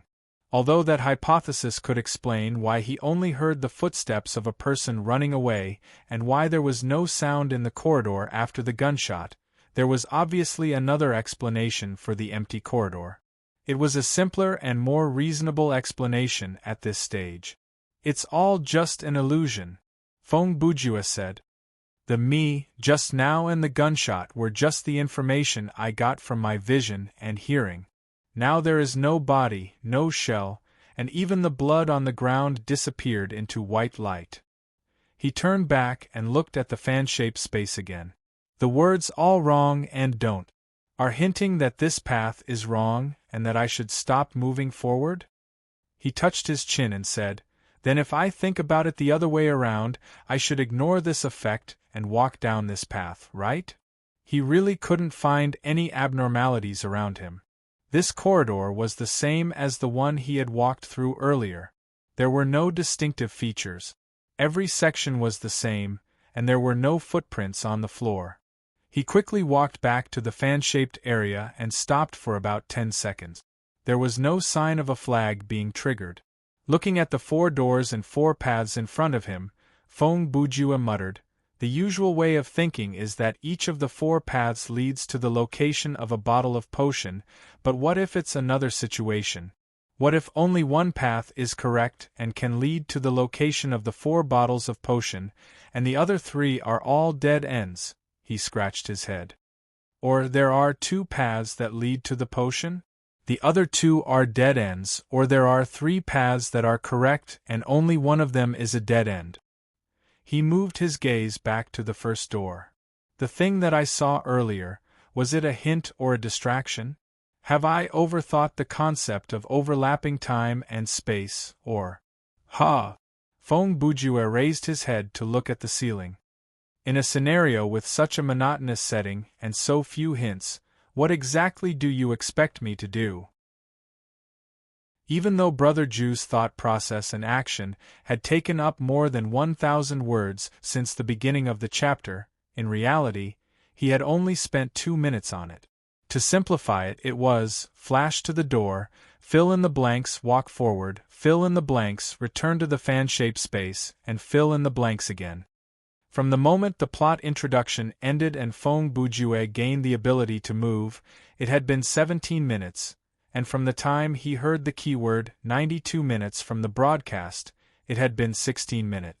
The difference between the two was not that big. No matter which standard was used, this 1 minute was basically negligible. For the time being, if he could divide the time needed to find the 4 bottles of potion equally, then the 92 minutes would be split into 4 segments of 23 minutes. In other words, every 23 minutes, Feng Bujue would have to find a bottle of potion to ensure that he could synthesize the antidote before the poison took effect. He hadn't even seen the shadow of the first bottle of potion, so it was not a good idea to waste time there. Therefore, he turned and walked down the 3rd corridor. Chapter 178. Sometimes we see the hosts play a trick on some guessing variety shows. For example, there were 3 panels, and the host would tell the contestant that behind one of the panels was a brand new car while the other 2 had nothing behind them. Then, the host would have the contestant choose one to open. The contestant chose the first panel, and then the host, who knew which panel had a car behind it, came to the third panel. He opened it, but there was nothing behind it. Then, the host walked toward the contestant and said, "Do you still want to choose the first panel? Do you want to change your choice?" Most people would not change their choice because of fear or paranoia. They would think that the host was using reverse psychology to make them fall into a trap. But in fact, no matter where the car was, if one ignored emotional factors and used statistics as a basis to make a choice based on the changes in the number of variants, one should choose the second baffle. Feng Bujue did not enter the first door because he had given it much thought. Be it whether he had seen himself after the overlapping of time and space, or if it was just an illusion, it did not matter whether it was some kind of interference or a hint. If he chose to enter the other corridors, the chance of finding the potion would not decrease, but the chance of encountering danger or making the wrong choice would be lower than if he had entered the first door. Exploring the other corridors could be used as evidence for what had happened in the first corridor. After he collected more information about the scenario, perhaps he would be able to explain what he had seen earlier more accurately. Tap, tap, tap. The sound of footsteps echoed with high frequency. After Feng Bujue entered the third door, he started to run down the corridor. He ran so fast that his body was like a purple leopard as he raced down the corridor. He knew that he could not waste any more time in this kind of monotonous corridor. The first 23 minutes were almost over, and he still had not found a single potion. Even after he found the potion, he would probably need to spend more time to solve several saw door games. That kind of game could be described as refreshing and strengthening. If he played it in real life, other than causing permanent disability and psychological trauma, there was a high chance of death. But in Thriller Paradise, for example, if he did not play this scenario well, he would lose a lot of life points or time, or he would lose the contrametal. The fact that Jazz shoes had not been dropped in the previous scenario was a blessing in disguise for Feng Bujue. It could increase his running speed and reduce the exhaustion of his stamina points, and it would help him gain a lot of time. As Feng Bujue ran, he saw a door on the side of the corridor in front of him. It was a wooden door that looked quite old.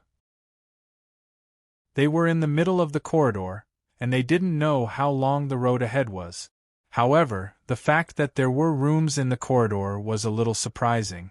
Originally, they thought that these monotonous corridors were just passageways to waste players' time and connected to different locations of flags. Unexpectedly, there were actually some settings along the way. Without hesitation, Feng Bujue stopped in front of the door and reached for the door handle. He had to go in. What if there was a potion inside? No one said that the potion had to be at the end of the corridor. Furthermore, whether the corridor had an end or whether there was a potion at the end of the corridor was a question mark. It was similar to what would appear behind the door. It was a mystery. The door was opened, and it was very quiet. There was no creaking sound that Feng Bujue had imagined. The room was very dark, and the light from the corridor was swallowed by the darkness at the door. Feng Bujue did not hurry to enter. He took out the flashlight and shone it into the room to get a better look at the situation inside. It was an empty room. There was no furniture, and there were empty cardboard boxes and baskets in the corner. There was a window in the room, but it was tightly sealed by a layer of iron plate. There were no other doors in the room, and there was no carpet on the floor. The floor was different from the corridor outside. It was very old and uneven.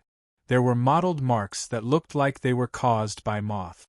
It was hard to tell what kind of clues or items were hidden in this room, but one thing was for sure: there was no one inside, and there was no place for anyone to hide.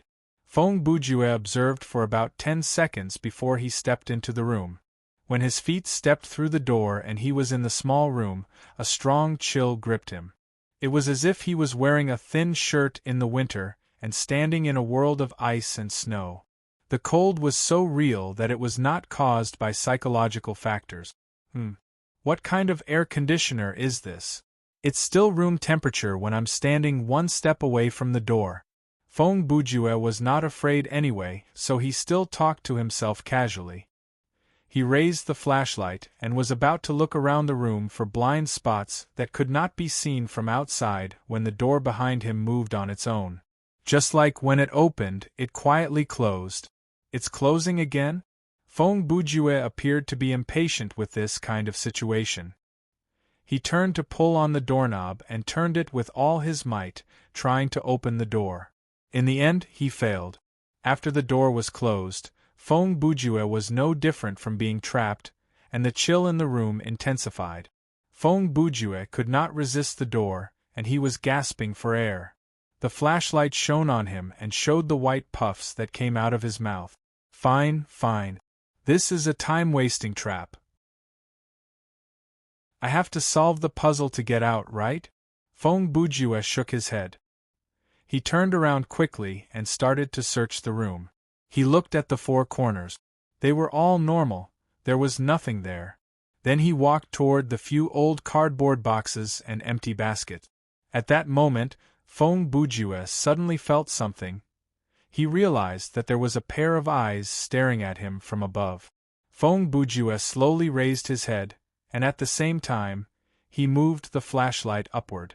Then he saw, in the middle of the ceiling, there was a shadow formed from air floating.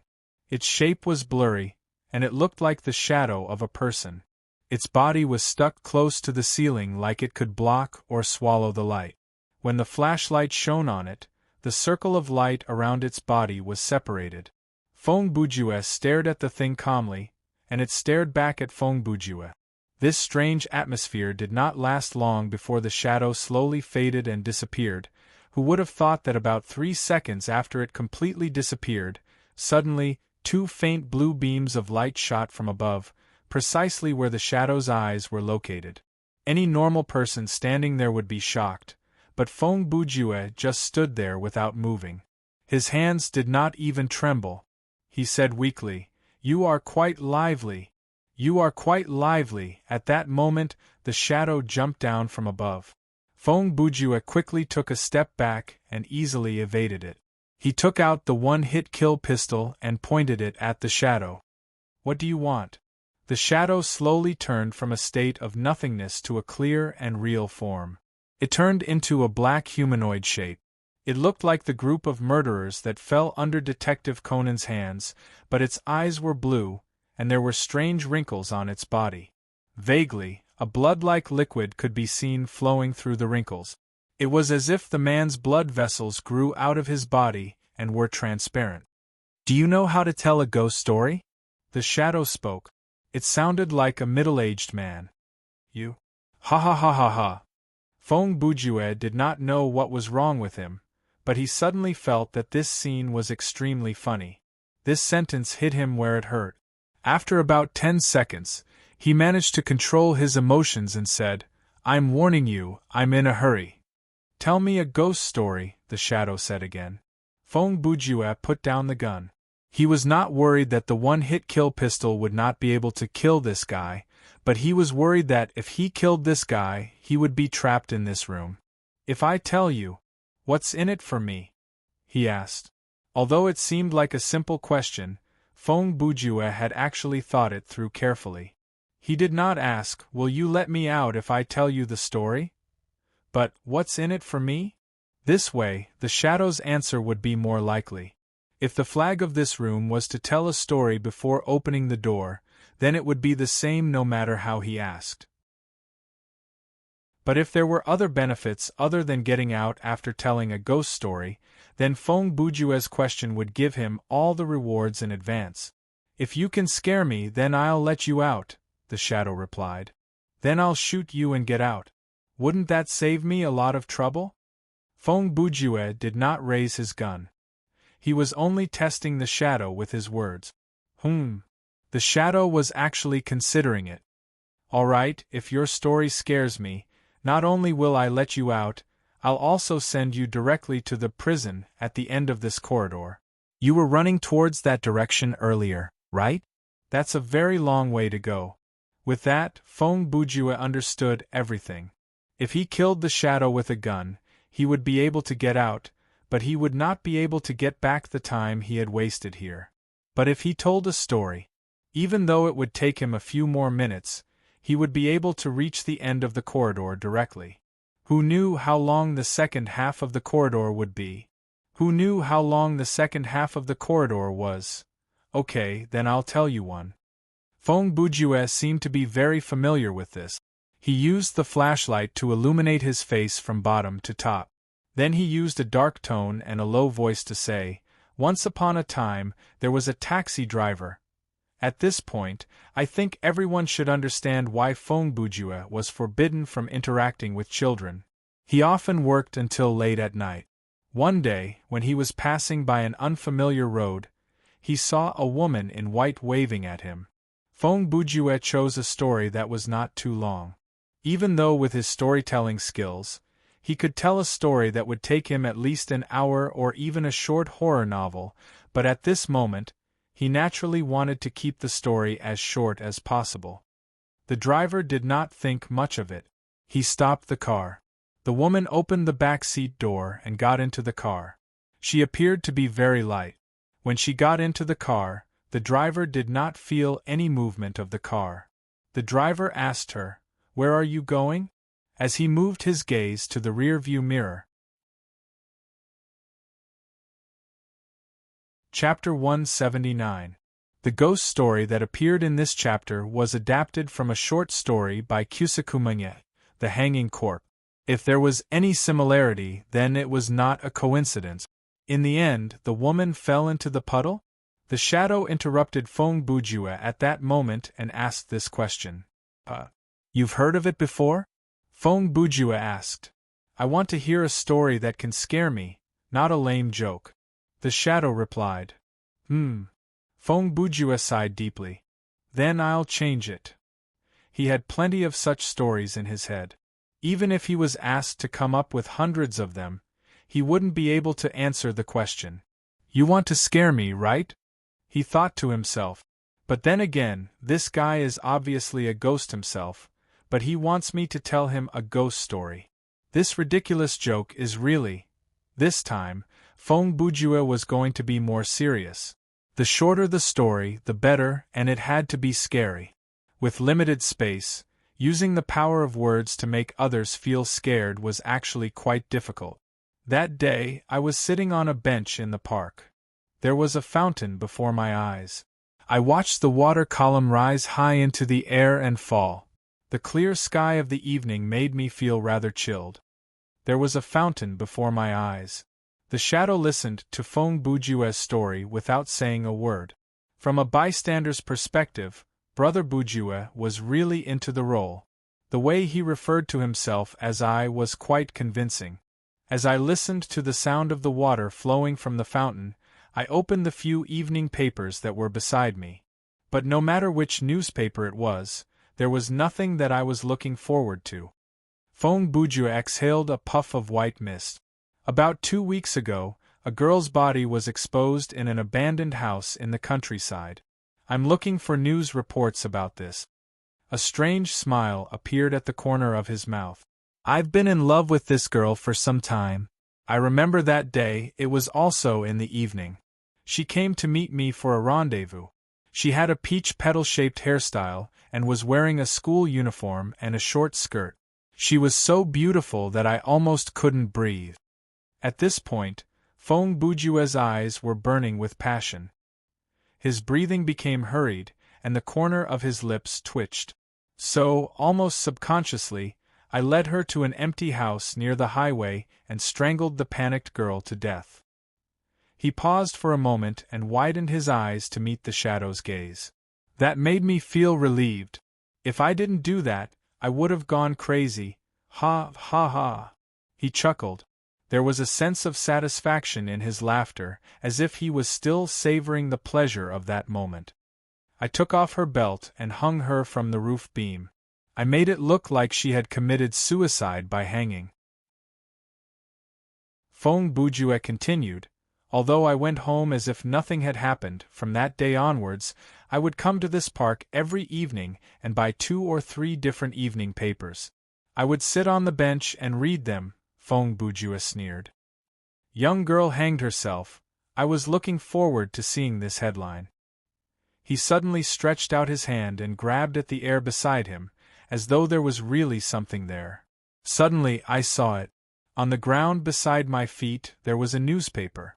It was an old newspaper that someone had discarded. In the middle of one of the pages there were 3 big headlines.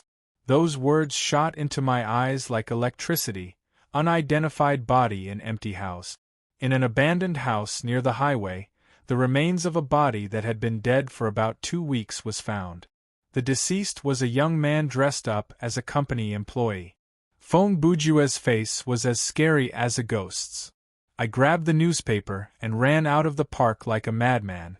I came to the highway and stood in front of the abandoned house. I looked around frantically to make sure that no one had been to this crime scene before I opened the door and went in. It was dark inside the house. I fumbled around until I found the room where the body was hanging. I lit a match to take a look. Feng Bujue used the flashlight to shine on his face and leaned forward. The belt was hanging from the roof beam, and my body was hanging there. At the same time, from the darkness behind me, I heard the girl's voice. "Oh you've finally come back to find me." Feng Bujue's story came to an abrupt end. His expression changed almost a second later and returned to his usual expression. "How was it?" The blue light in the shadow's eyes dimmed. "I think the change in you is even scarier than the plot of the story. Cut the crap." Feng Bujue pulled out his gun again. "Since I entered this place, I have wasted 7 to 8 minutes. The total time is now 26 minutes. If you still want me to continue." The latter half of his sentence was, "If you still want to hear more, listen to the gunshot." "Fine, I'll take you to the prison cell." The shadow did not wait for Feng Bujue to finish. He raised a finger. "Don't worry about what you're going to see. It's harmless, so don't try to struggle."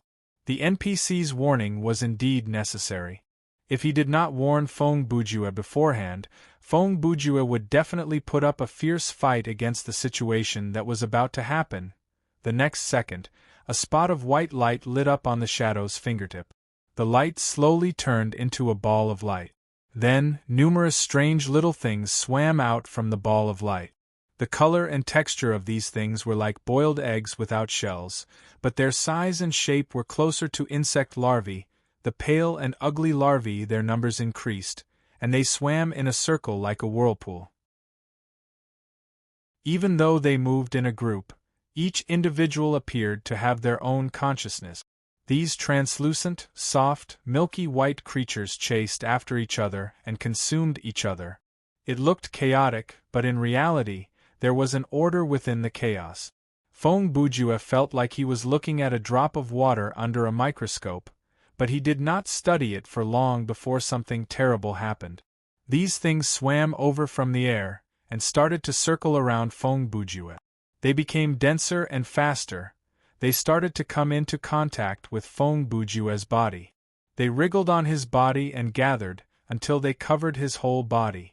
His eyes, ears, mouth, and nose were all covered. Just as Feng Bujue felt that the situation was getting out of control and suspected that he had been tricked, he suddenly felt the pressure around him loosen and the chill disappeared. Even though his eyes were closed, he could feel the environment before him brightening up.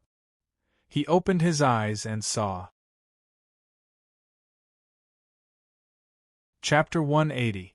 Feng Bujue was standing in a circular room. The light in the room was soft and bright. In the direction that he was facing, there were 4 iron bars.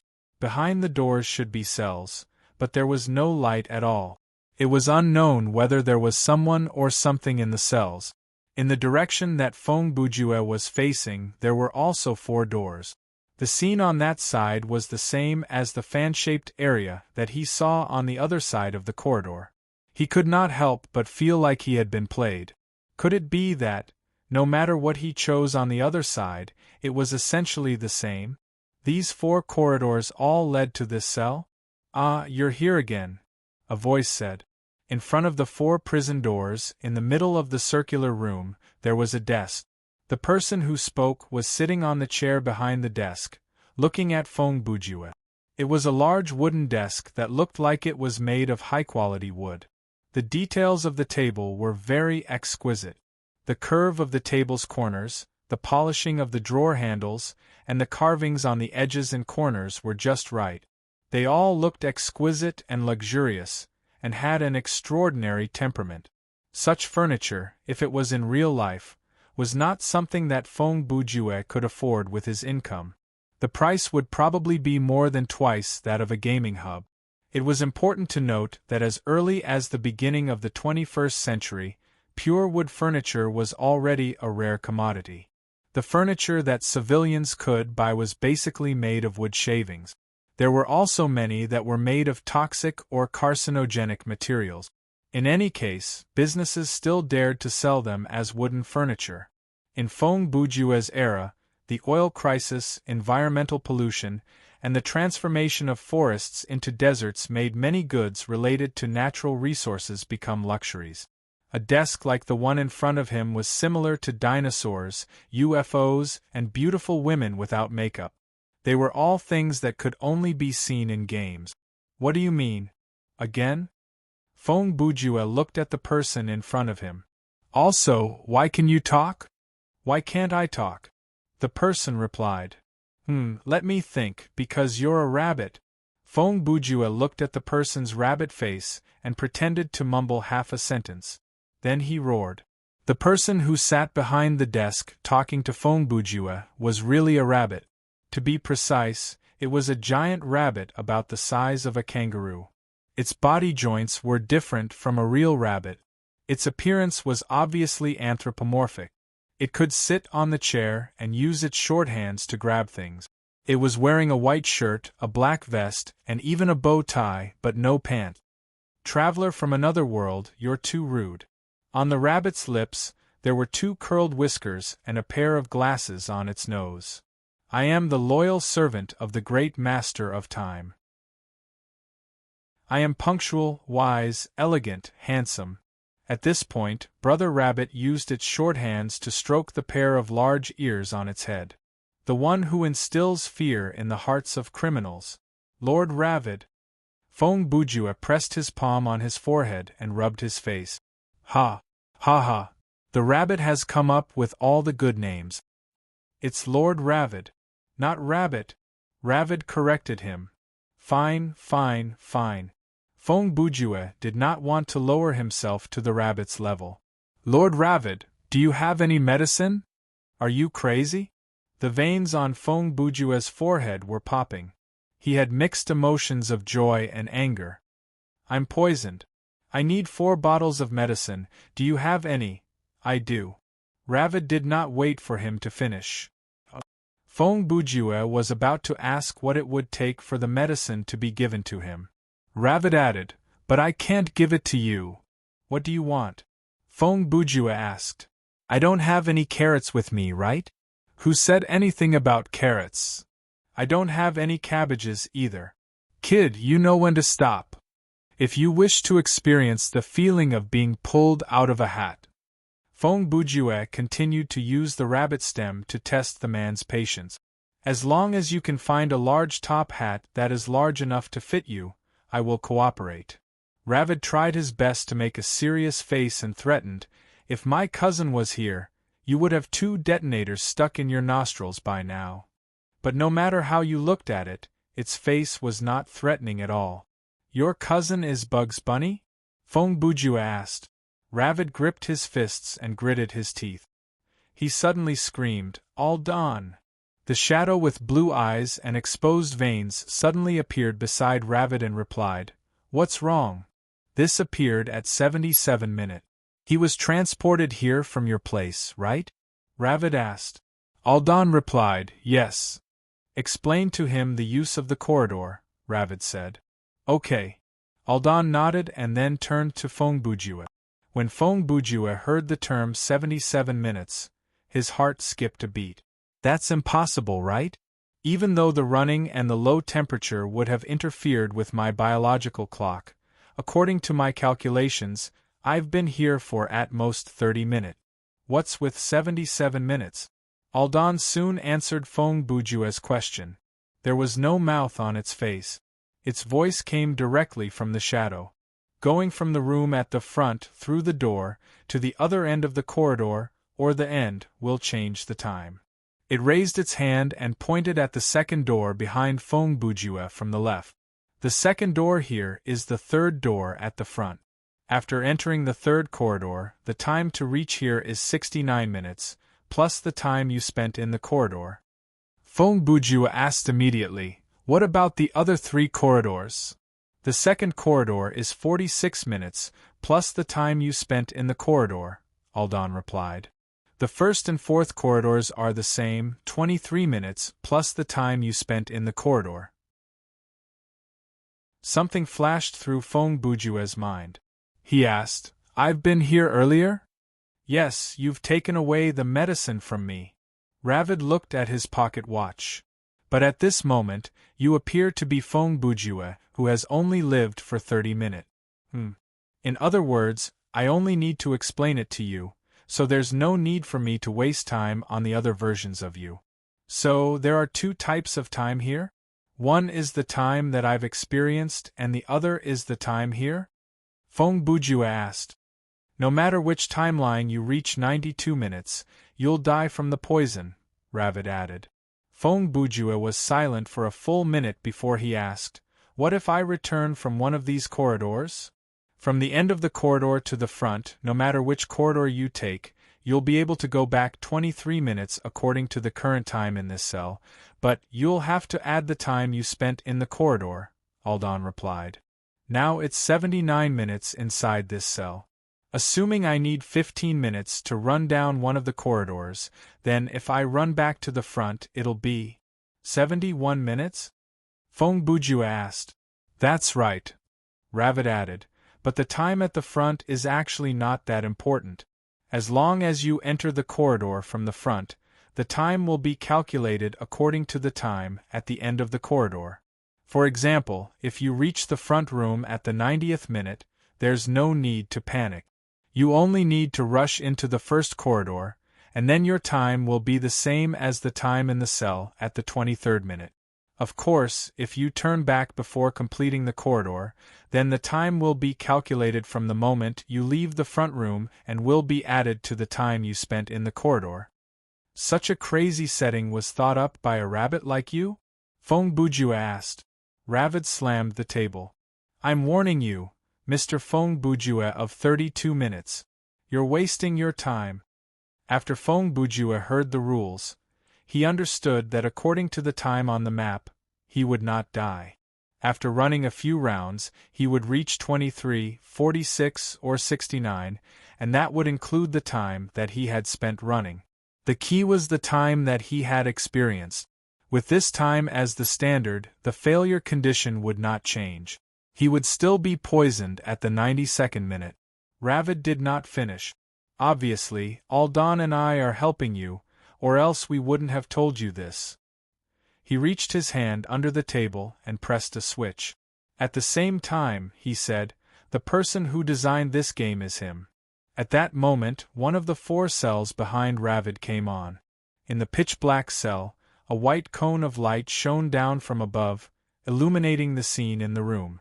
The floor of the cell was made of cement, and so were the 3 walls and the ceiling. Through the iron bars, one could see that in the middle of the cell there was a stool.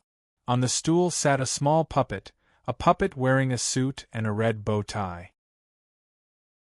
The puppet's face was in the shape of the Chinese character Shen. It was pale and gloomy, and its black hair was wrapped around its head. He used his pair of red and black eyes to glare at the 3 people outside the cell door, or rather, 1 man, 1 rabbit, and 1 monster. Feng Bujue pulled out his gun and walked over. Through the bars, he pointed the gun at the puppet that often appeared in Saw and said in a serious tone, "Give me a reason not to kill you." A low and hoarse voice came from the puppet's stomach like it was being recorded, but its mouth was also moving. Even if you pull the trigger, you can't really kill me, and doing so will not help you with the game you're playing. It turned its head towards Labit's direction. Besides, even if I become a prisoner, you don't have the right to punish me. Am I right, Rabbit? Chapter 181. Don't act like you have nothing to fear.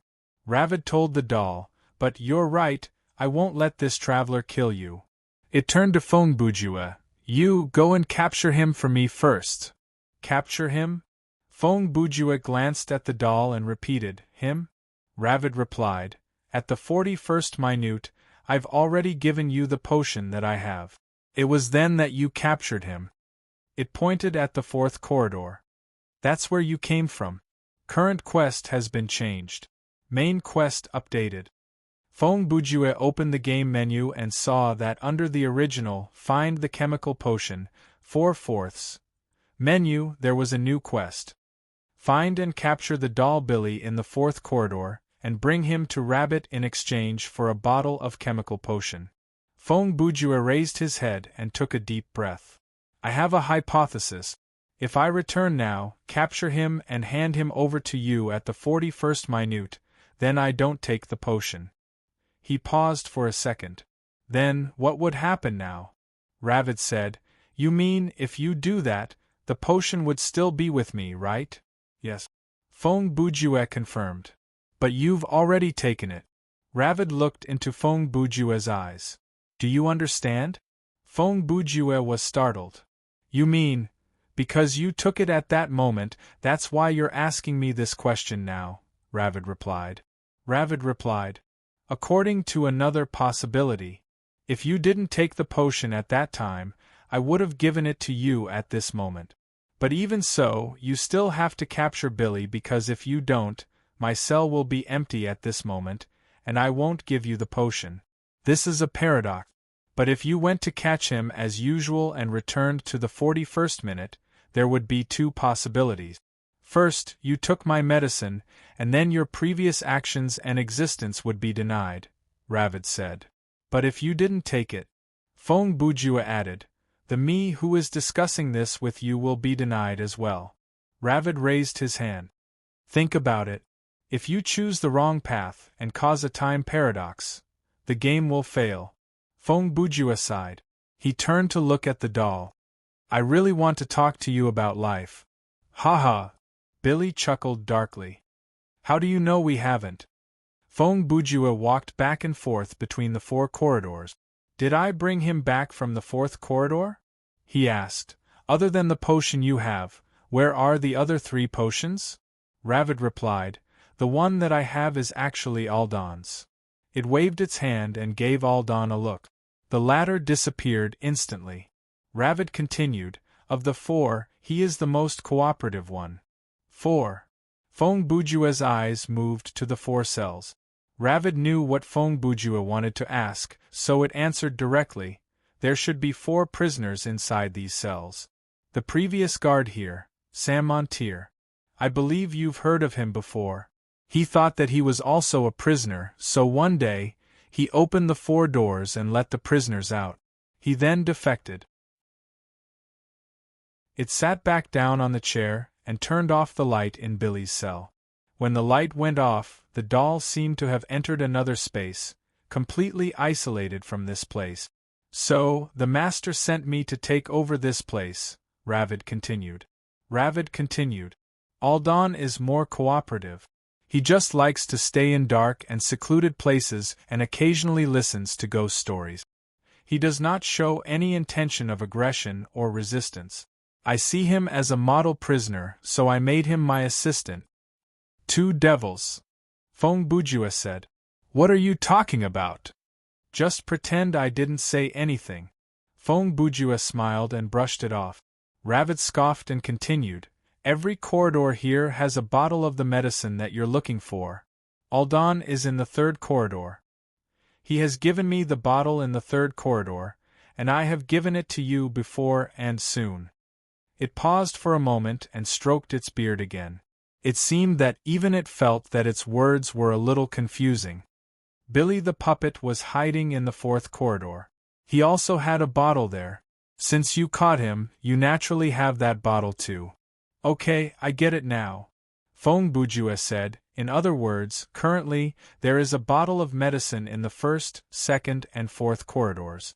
I got the other bottle when I entered the fourth corridor, captured Billy, and sent him to you. Ravid nodded to show his affirmation. Last two questions. First, in terms of distance, which corridor is the shortest? Feng Bujue wanted to find the shortest corridor and run back to the front. Because it was already the 84th minute, he was worried that there was not enough time for him to deal with the mini-boss in the first or second corridor and return to the front. He planned to go back first and enter the fourth corridor from the front. That way, he would have time to stop and do something when he passed through the corridor. I don't know, Ravid replied. I've only been to the first corridor. I've never been to the rest, so I can't compare which corridor is longer and which one is shorter. What? How did you become a prison guard? Feng Bujue asked. If I could enter and leave as I please, I would have captured all the prisoners myself. Why would I need you to do it for me? Ravid replied matter-of-factly. Then what about the guy hiding in the first corridor? You've captured him? Feng Bujue raised his head and looked at the 4 dark cells behind Ravid. Which one is he in? What about the medicine on him? I only said, I've been to the first corridor, I didn't say I've captured him, Ravid replied. Ravid replied, that guy is rather special. I personally suggest that you go to that corridor last. F***ck. Feng Bujue grumbled and turned to leave. Hey, don't you have 2 questions? What about the second one? Ravid asked. Feng Bujue ran to the second corridor and shouted without turning back. The second question is, why don't you go and capture them yourself? His shadow soon disappeared down the corridor. At that moment, the time that Feng Bujue had experienced, based on his mental calculation, was close to 40 minutes. Chapter 182. I haven't even used the Contra Medal yet, but I've already spent 40 minutes in my personal time. Based on what the rabbit said, I'll return to the prison at the 41st minute of the map and hand the puppet over to it. In other words, when I reach the front, enter the fourth corridor, capture the marionette and reach the end, it will take me a total of 18 minutes. This was the first time that Feng Bujue had calculated so many things at the same time in a scenario. Furthermore, he was physically exhausted, so it was certain that he would need to run non-stop. If I do not deal with a mini-boss during this turn back, when I reach the end again, I will not have enough time. Actually, when he rushed into the corridor, he had already given up on the plan of running back through the corridor. The problem now is, I came from the prison at the 85th minute of the map, so I need to deal with the mini-boss in this corridor within 7 minutes. With that in mind, he picked up his pace. As long as I can do that and make sure that I don't take more than 23 minutes to finish the corridor, I won't fail due to the map's time. Just as he thought about that, a door appeared on the road ahead. A door to a room appeared on the wall of the second corridor. However, this door was very different from the old wooden door in the third corridor where Aldan was in the small room. This door was like the door of a warehouse used to store biological weapons. The door frame was made from metal, and it was shiny and reflective. The door was like a thick metallic wall. There was no handle on the door, only a circular valve. This reminded Feng Bujue of the Saw scenario that he had played before.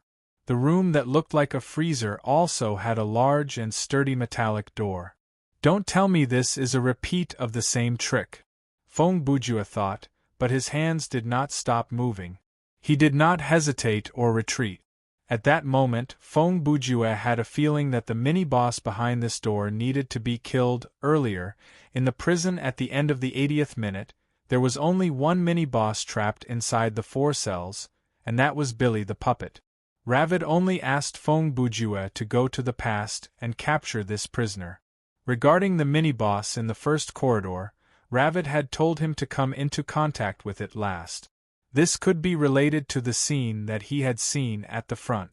In terms of personal time, Feng Bujue might have reached the end of the corridor for the last time before he went to the first corridor and did not return to the prison after that. Therefore, Feng Bujue decided to put that aside for now.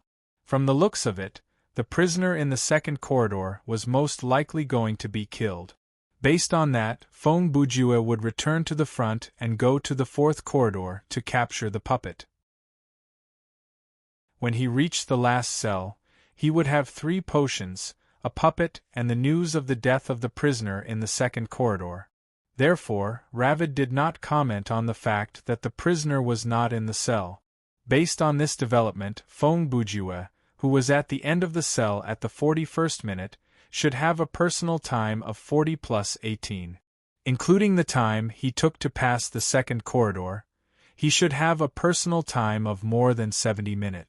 The last 20 minutes was just enough for him to enter the first corridor from the end. If there was no time paradox, it would trigger the earlier scene. Why? He would not know until the time came. Hiss hiss. Feng Bujue bent his back, bent his knees, and exerted force on his arms. Only then did he manage to move the valve slightly. But as long as he could move it, the rest was not that difficult. He turned the valve anti-clockwise 3 to 4 times. With a click, the lock on the metal door seemed to have loosened. This metal door should open outwards, so Feng Bujue used all his strength to pull the thick door towards himself. When the door opened, the red light from inside the room shone into the corridor. Feng Bujue subconsciously glanced inside the door. That was only for a fraction of a second. After that, he moved his gaze away. This was a series of actions. However, the image of the monster inside the room had already been carved into Feng Bujue's mind. 1 second later, unfortunately, he recognized the monster standing at the corner of the room. F***CK. When the word escaped from Feng Bujue's mouth, the monster instantly moved into the corridor. It stood beside Feng Bujue, reached out its arms, and with unbelievable strength and speed, snapped Feng Bujue's neck. Information on SCP-173 Project Code. SCP-173, the Culpture, Project Grade, Euclid Biological Characteristics, Unidentified non-living object with signs of life source, Unknown body composition, Building materials interior of the body, no living thing or organs. Metabolism, yes, excretion is confirmed. Sensory perception, yes, can confirm whether or not someone is watching it. Movement method, unknown, teleport. Behavior, snap the neck of all living things. Special containment measures. SCP-173 should be kept inside a locked containment area, later referred to as the container, at all times. If any personnel must enter this area, the number of people must be no less than 3. Furthermore, the entrance must be locked after entering. Before the work is completed and the entrance is reopened, at least 2 personnel must maintain eye contact with SCP-173 at all times. Description: SCP-173 was moved to Precinct 19 in 1993. Its origin is unknown. It is constructed from concrete and steel and contains traces of Krylon spray paint. SCP-173 is mobile and possesses strong hostility. However, when it is being watched, it is unable to move. The line of sight with SCP-173 must not be broken at any time. Personnel in the same room as SCP-173 must warn each other before blinking. When SCP-173 is not being watched, it will teleport in front of the target and snap the joint between the skull and the neck, killing the target. During an attack, personnel must follow the Level 4 Dangerous Object Containment procedure. The personnel report stated that there would be a scratching sound coming from an unoccupied container. This is normal. If there is any change in the target's habits, it should be reported to the HMCL supervisor on duty. The reddish-brown substance on the floor was made up of feces and blood. The origin of these substances was unknown. The container has to be cleaned every 2 weeks. There was a flash of white light before Feng Bujue's eyes, and he appeared at the fan-shaped area at the head of the corridor. The system said, "Your item, contra metal, has been consumed. Why am I here?" That was the first question that appeared in Feng Bujue's mind, and he quickly gave himself an answer. So, after death, I will appear at the starting point of the current spacetime zone? He thought. Whichever corridor I die in, I will appear at the head of that corridor, and I will be inside the door of that corridor. He thought back to his earlier self who was shot. If I step out and die inside the fan-shaped area, I should be revived at the dead end at the start of the scenario. When he was thinking, his eyes were looking at the fan-shaped room that was one door away from him.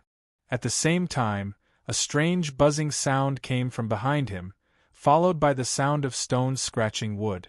A bad feeling overwhelmed him, but when Feng Bujue realized the problem, it was already too late. He had just turned around when he was greeted by a pair of stone arms, and he was strangled for the second time. Your item, contra metal, has been consumed. Earlier, he had been wondering how to use the 4 metals, but now, he had given up 2 of them. Feng Bujue was quite familiar with SCP-173's specialty.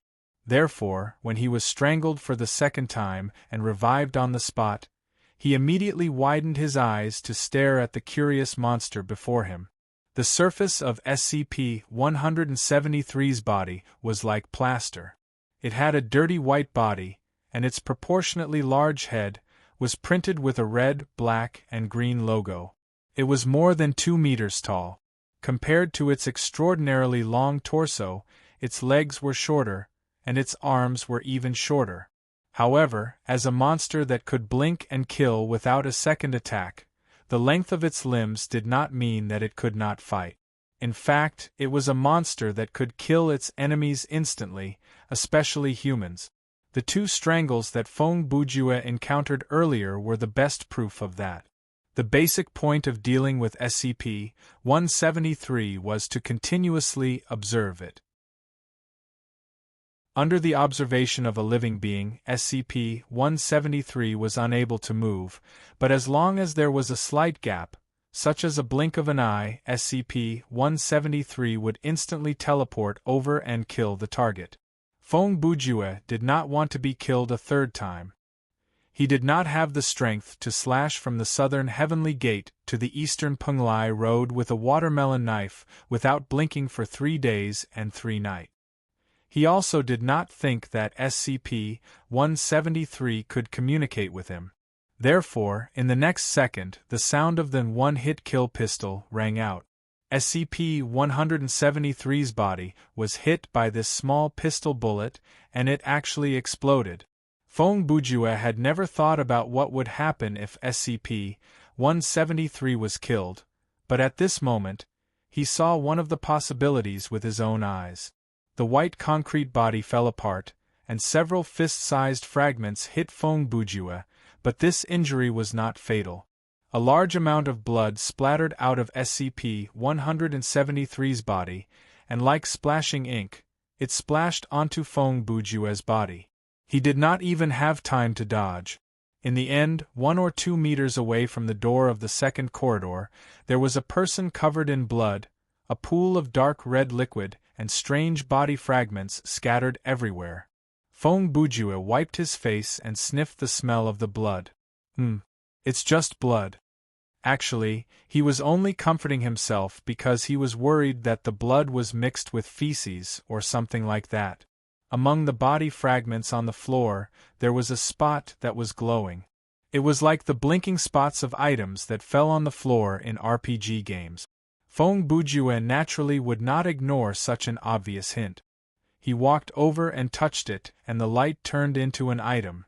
At the same time, the system notification rang in his ears. Main mission progress updated. Looking for chemical agent. 1/4. Chapter 183. Feng Bujue was thankful that the potion was on SCP-173. If he did not get the potion after killing this mini-boss, it would mean that he would have to search the room in the middle of the second corridor again. Thankfully, that was not a problem. He had not only obtained the mission item, his death had saved him the time he needed to traverse the corridor. In that case, the expenditure of those 2 contra medals was more than worth it.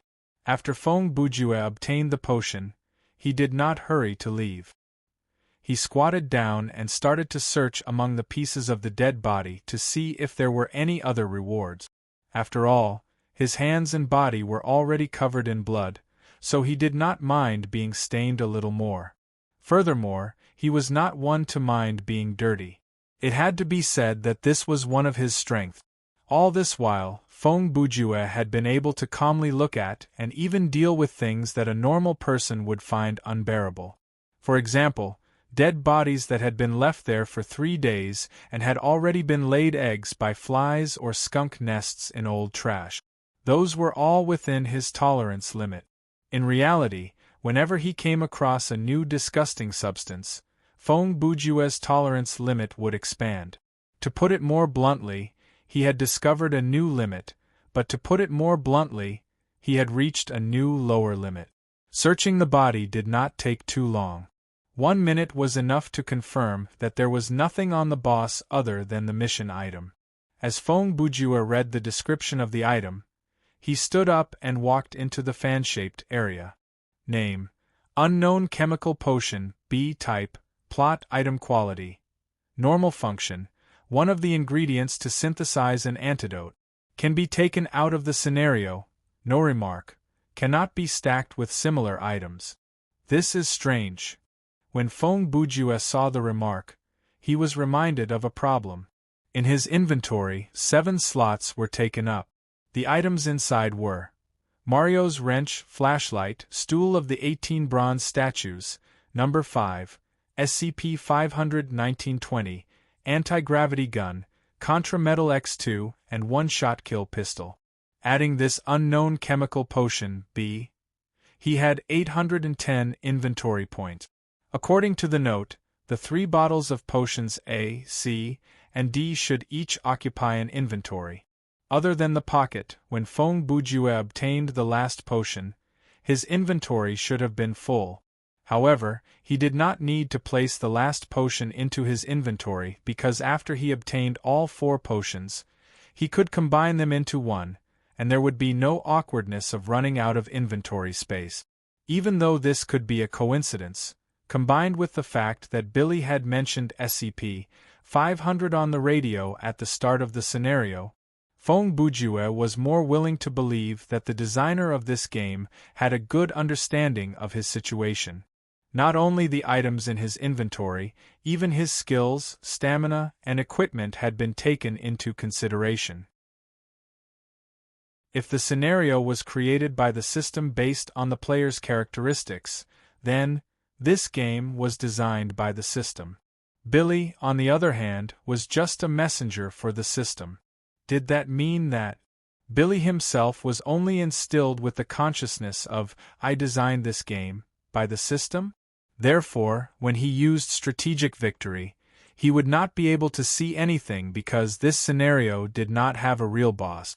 It only had a set of rules, a player, and several specific chess pieces. After Feng Bujue returned to the fan-shaped area, he turned back to look at the second corridor. He realized with a shock that the body parts and blood stains on the ground had all disappeared. It had become an empty corridor again, but the blood on his body was still there. So, that's how it is. Feng Bujue seemed to understand something. He did not stay for long because of that. At that moment, he had a personal time of about 46 minutes. If everything went smoothly, at 65 minutes, he would appear in the prison cell at 41 minutes on the map, and he would have 3 potions in his hand. In terms of average time, this was just right. As Feng Bujue thought about it, he entered the 4th corridor and raced down it. Even though the Contra Metal had revived him, his stamina points did not return to full after the revival, they were still depleted at the same rate. Even with the aid of jazz shoes, Feng Bujue's stamina points started to run out. Currently, he was at 894-1800. It looked like he had just passed the halfway mark, but anyone who had run a marathon before would know that the further one ran, the more tired it would be. Furthermore, Feng Bujue was running a marathon in a continuous state. This scenario was a double marathon of physical and mental power. This marathon was not about sportsmanship, but it was a game of desperation with a line of death. After entering the corridor, 5 minutes passed in the blink of an eye. The door of the room appeared in front of him at about the same time. At that moment, Feng Bujue suddenly realized that he had not run down a whole corridor. He had only run the first half of the third corridor, and he had only run the second half of the second corridor. Furthermore, it was unknown whether the room where the mini-boss was located was closer to the front or the back. Therefore, even if he could estimate the length of the fourth corridor from the beginning to the end, he could not tell which corridor was the shortest compared to the other corridors. No wonder the rabbit did not know which corridor was the shortest. Feng Bujue mumbled to himself. 1 is because it has only been to the first corridor, and 2 is because I, who appeared at the 41st minute, even though I have already run through 3 corridors, I still have no idea how long it is. If I knew, I would have told the rabbit. He used a Sakamoto-style slide and floated to the door. He reached out to grab the doorknob and pushed the door open. This was a rusted iron door. It was quite reminiscent of a Saw movie. The room felt like a dark dungeon. After the door opened, there was the sound of gears and axles moving. It meant that some mechanism had been triggered. Feng Bujue did not plan to leave himself an escape route. He knew that using things to block the door was probably going to be pointless. There was nothing in his inventory that could block the door. The flashlight and stool might be crushed, and the wrench, if it broke, then the loss would be click. The light came on, and it lit up the whole room. Above the dungeon, there was an iron cage hanging from a chain. Billy the puppet was inside the cage. His pair of red and black eyes were looking down at Feng Bujue through the iron bars. The low and hoarse voice came from the puppet. "Hello, Feng Bujue. I want to play a game with you." Chapter 184. You once escaped from me in one piece, but that does not mean that you are that smart. You are passionate about the objective truth, but can you accurately predict the thoughts of others? Many people have participated in my game. These self-destructive people have no respect for life, and what is the difference between you and them? When he heard that, Feng Bujue felt like the man was hinting at something else, and what the man said next confirmed his suspicion. When the shadow of the unknown lingers in one's mind, most people will feel helpless and afraid, and that will lead to anger and hysteria. All of this originated from their attachment to life. You, on the other hand, don't confide in anyone or ask for help. You just live indifferently and lead a boring life as usual. You don't show the instinctive, strong will to live of a human being. Your actions show that you have no appreciation for being alive, and that is a defiance of the law of survival. Even a trapped beast knows how to fight, but you are so relaxed like you have already given up. I hate ungrateful people. You think you can escape from judgment because you are fearless? Feng Bujue listened to the man's description, and at the same time, he was reminded. The last virtual character who saw through his mental illness was X-23, but this puppet Billy had interacted with him even earlier. And in that scenario, Billy had already shown a certain level of superpower. Even though the shadow in the brain could be explained as a result of the gaming hub's detection or information obtained by the system after the neural connection, these words being said in front of him would still cause a certain amount of psychological pressure.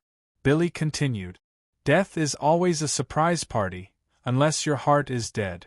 But from how I see it, your heart is as fresh as any normal person's, and your mind is far more active than theirs. You have the same emotions as other people, but you do not care about whether you will die in the next second. Now let us see if you can maintain this attitude until the end.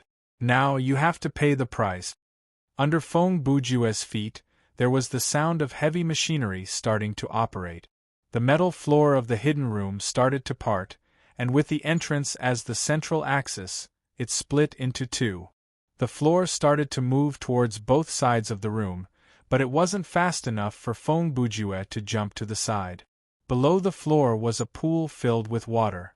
The depth of the pool was about the same as the height of the room, about 7 to 8 meters. It was enough to drown Feng Bujue, who did not know how to swim. It's not water in this pool, it's gasoline. Soon, you will lose your footing. As a person who doesn't know how to swim, you need enough courage to fight against your survival instinct and find the potion hidden at the bottom of the pool. The puppet paused for a moment before going into some details. When the floor of the room completely recedes into the walls on both sides, the water level of the gasoline will begin to drop. At the same time, the floor will close again toward the middle. When the water level drops to half of its original level, it stops, and at that moment the floor closes over your head forever. Even if you enter this room again, you won't hit. At this point, there was a splash, and Feng Bujue had already jumped into the pool of gasoline. It was true that he did not know how to swim, but he could hold his breath. He took a deep breath, puffed up his cheeks, and pinched his nose with one hand. With his feet down, he jumped into the pool of gasoline.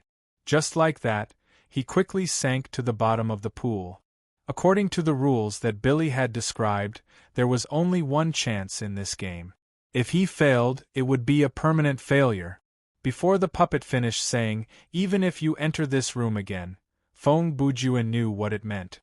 Even if he drowned in the pool of gasoline and used the contra metal to revive himself, the floor would not open again. This was because the floor would close forever. Other than that, when the floor closed, the water level would drop. This was probably to prevent Feng Bujue from returning to the surface after taking the potion and climbing up by the edge of the floor. To put it simply, this game was basically for a person who did not know how to swim to find an item at the bottom of the pool of gasoline that was gradually being blocked by the light. If he drowned before he found the item, it would be a failure. Even if he found the item and dog paddled back to the surface, the floor would not be completely closed. He would not be able to reach the floor and climb up again. Based on the information that he knew, the normal way to pass the game was to jump into the pool of gasoline, find the potion, and put it in his bag. Then, he would fight his survival instincts at the bottom of the pool and drown in the shortest amount of time. Finally, he would use the contra metal to revive himself and teleport away. Actually, for someone who was good at swimming, it was not difficult to find the potion. There was air in the space between the floor and the pool. As long as he was patient and used his energy wisely, even after the floor was completely closed, he could keep going back and forth between the surface and the bottom to find the potion. After all, there was a limited area at the bottom of the pool. When the water level dropped to half, it would only be 3 to 4 meters deep. At most, he would need to go back and forth a dozen times to search the bottom. Of course, there were two things to pay attention to. First, he had to close his eyes. Second, he could not let the gasoline get into his lungs. The first point was common knowledge. Gasoline would cause burns to the mucous membranes. If it was just a drop or two, he could immediately rinse it with water and wait for it to evaporate. However, if he opened his eyes angrily in the pool of gasoline, it was definitely an act of self-harm. Besides, after the floor was closed, there would be no light in the space below. Even if he opened his eyes, it would be pitch black. The second point was very disadvantageous for Feng Bujue, who did not know how to swim. For the time being, he could struggle to return to the surface of the gasoline, which had less buoyancy than water. However, a person who had not learned how to use movements to coordinate exhalation would easily choke on water in this situation. If the gasoline really entered his lungs, then he could only wait for the pain of drowning. Feng Bujue also knew about this situation. As he listened to the rules, he was already thinking of countermeasures. When the floor began to move, Feng Bujue had already turned his attention to the bottom of the pool. The light that shone on the bottom of the gasoline pool was a small gap at first, and then it became wider and wider. Because the light was in the middle of the ceiling, the entire bottom of the pool was illuminated before the floor was fully opened. But, looking from above, there seemed to be nothing at the bottom. Feng Bujue was sure of this, so he decisively jumped down. The angle and direction he entered the water was based on his deduction of the potion's location. The potion was in the shadow of the iron cage. Chapter 185. The only place at the bottom of the pool that wasn't illuminated by the light was directly below the iron cage that held the puppet. Because the iron cage was hanging near the ceiling, it cast a rather large shadow. However, when it reached the bottom of the pool, the shadow was only medium size. After Feng Bujue determined the approximate location and jumped in, the first thing he felt was the relatively low temperature of the water, causing his spine to instinctively twitch. Then, there was the gurgling sound of gasoline being poured into his ears, and a sense of discomfort. He pinched his nose and closed his mouth tightly, so he didn't have to worry about his mouth and respiratory system being damaged for the time being. However, even though he closed his eyes tightly, he still felt a burning sensation in the gaps between his eyelid.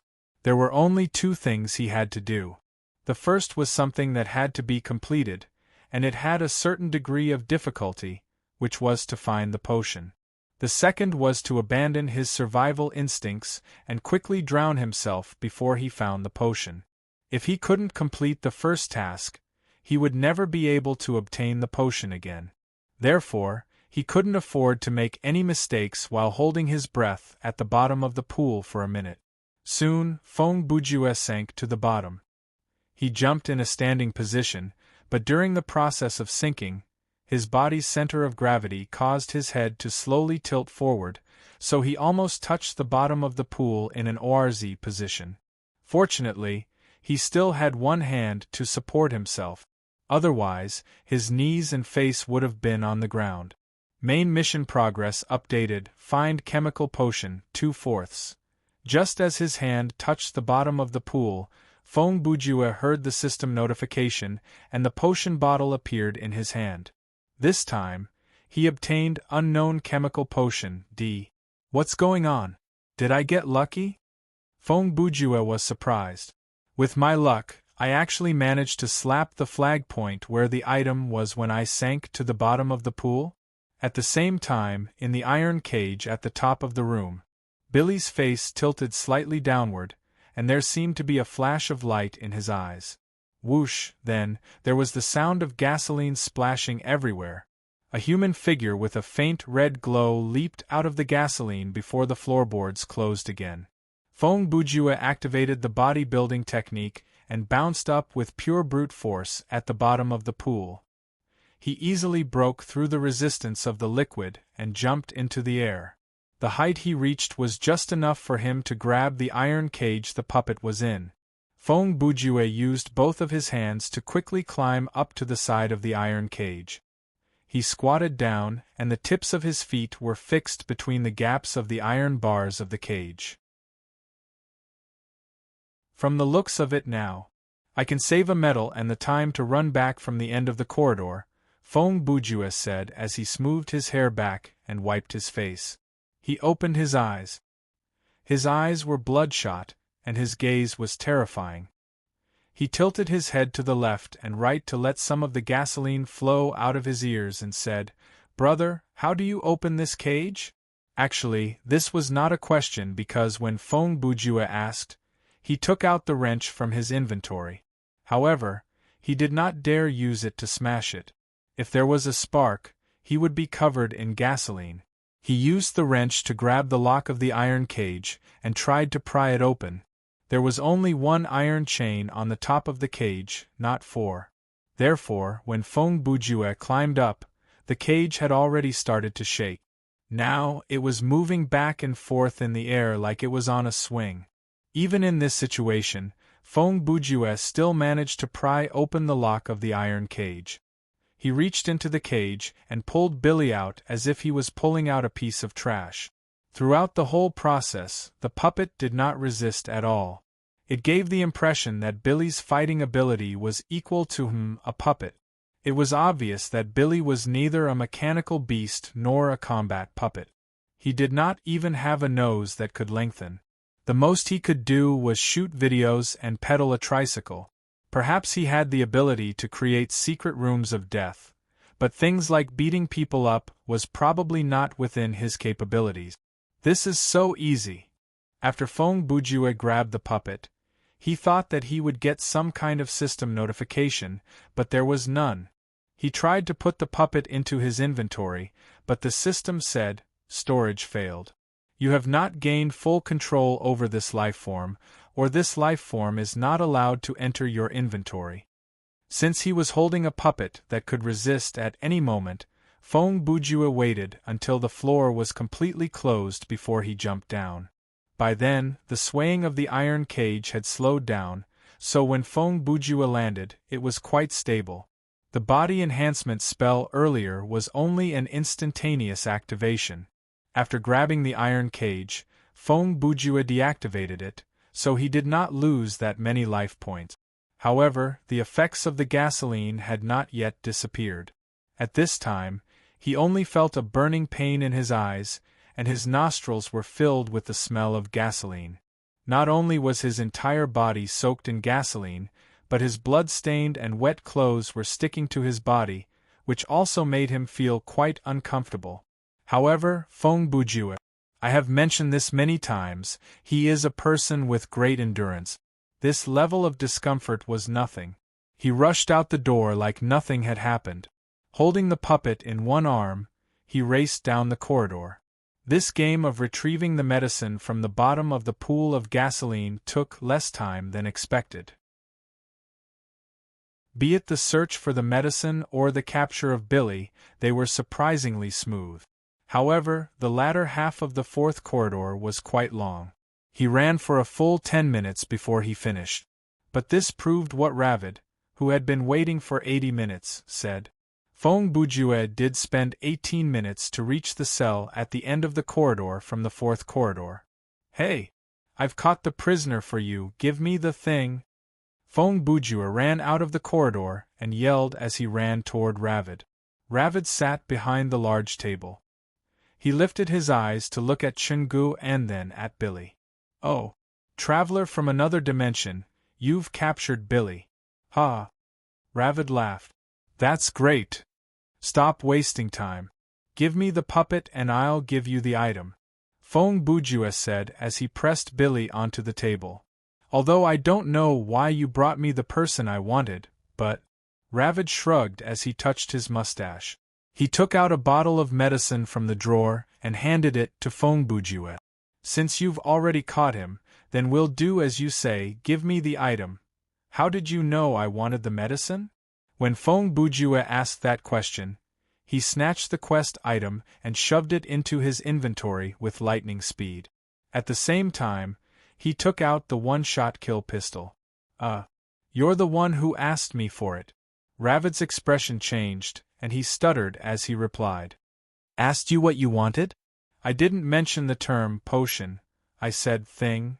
Feng Bujue's lips curled up into a cold smile, and he aimed at Ravid's rabbit face. "You're tuning in to the Phoenix Knights YouTube channel. Don't forget to subscribe and join us on this journey to catch the most captivating stories.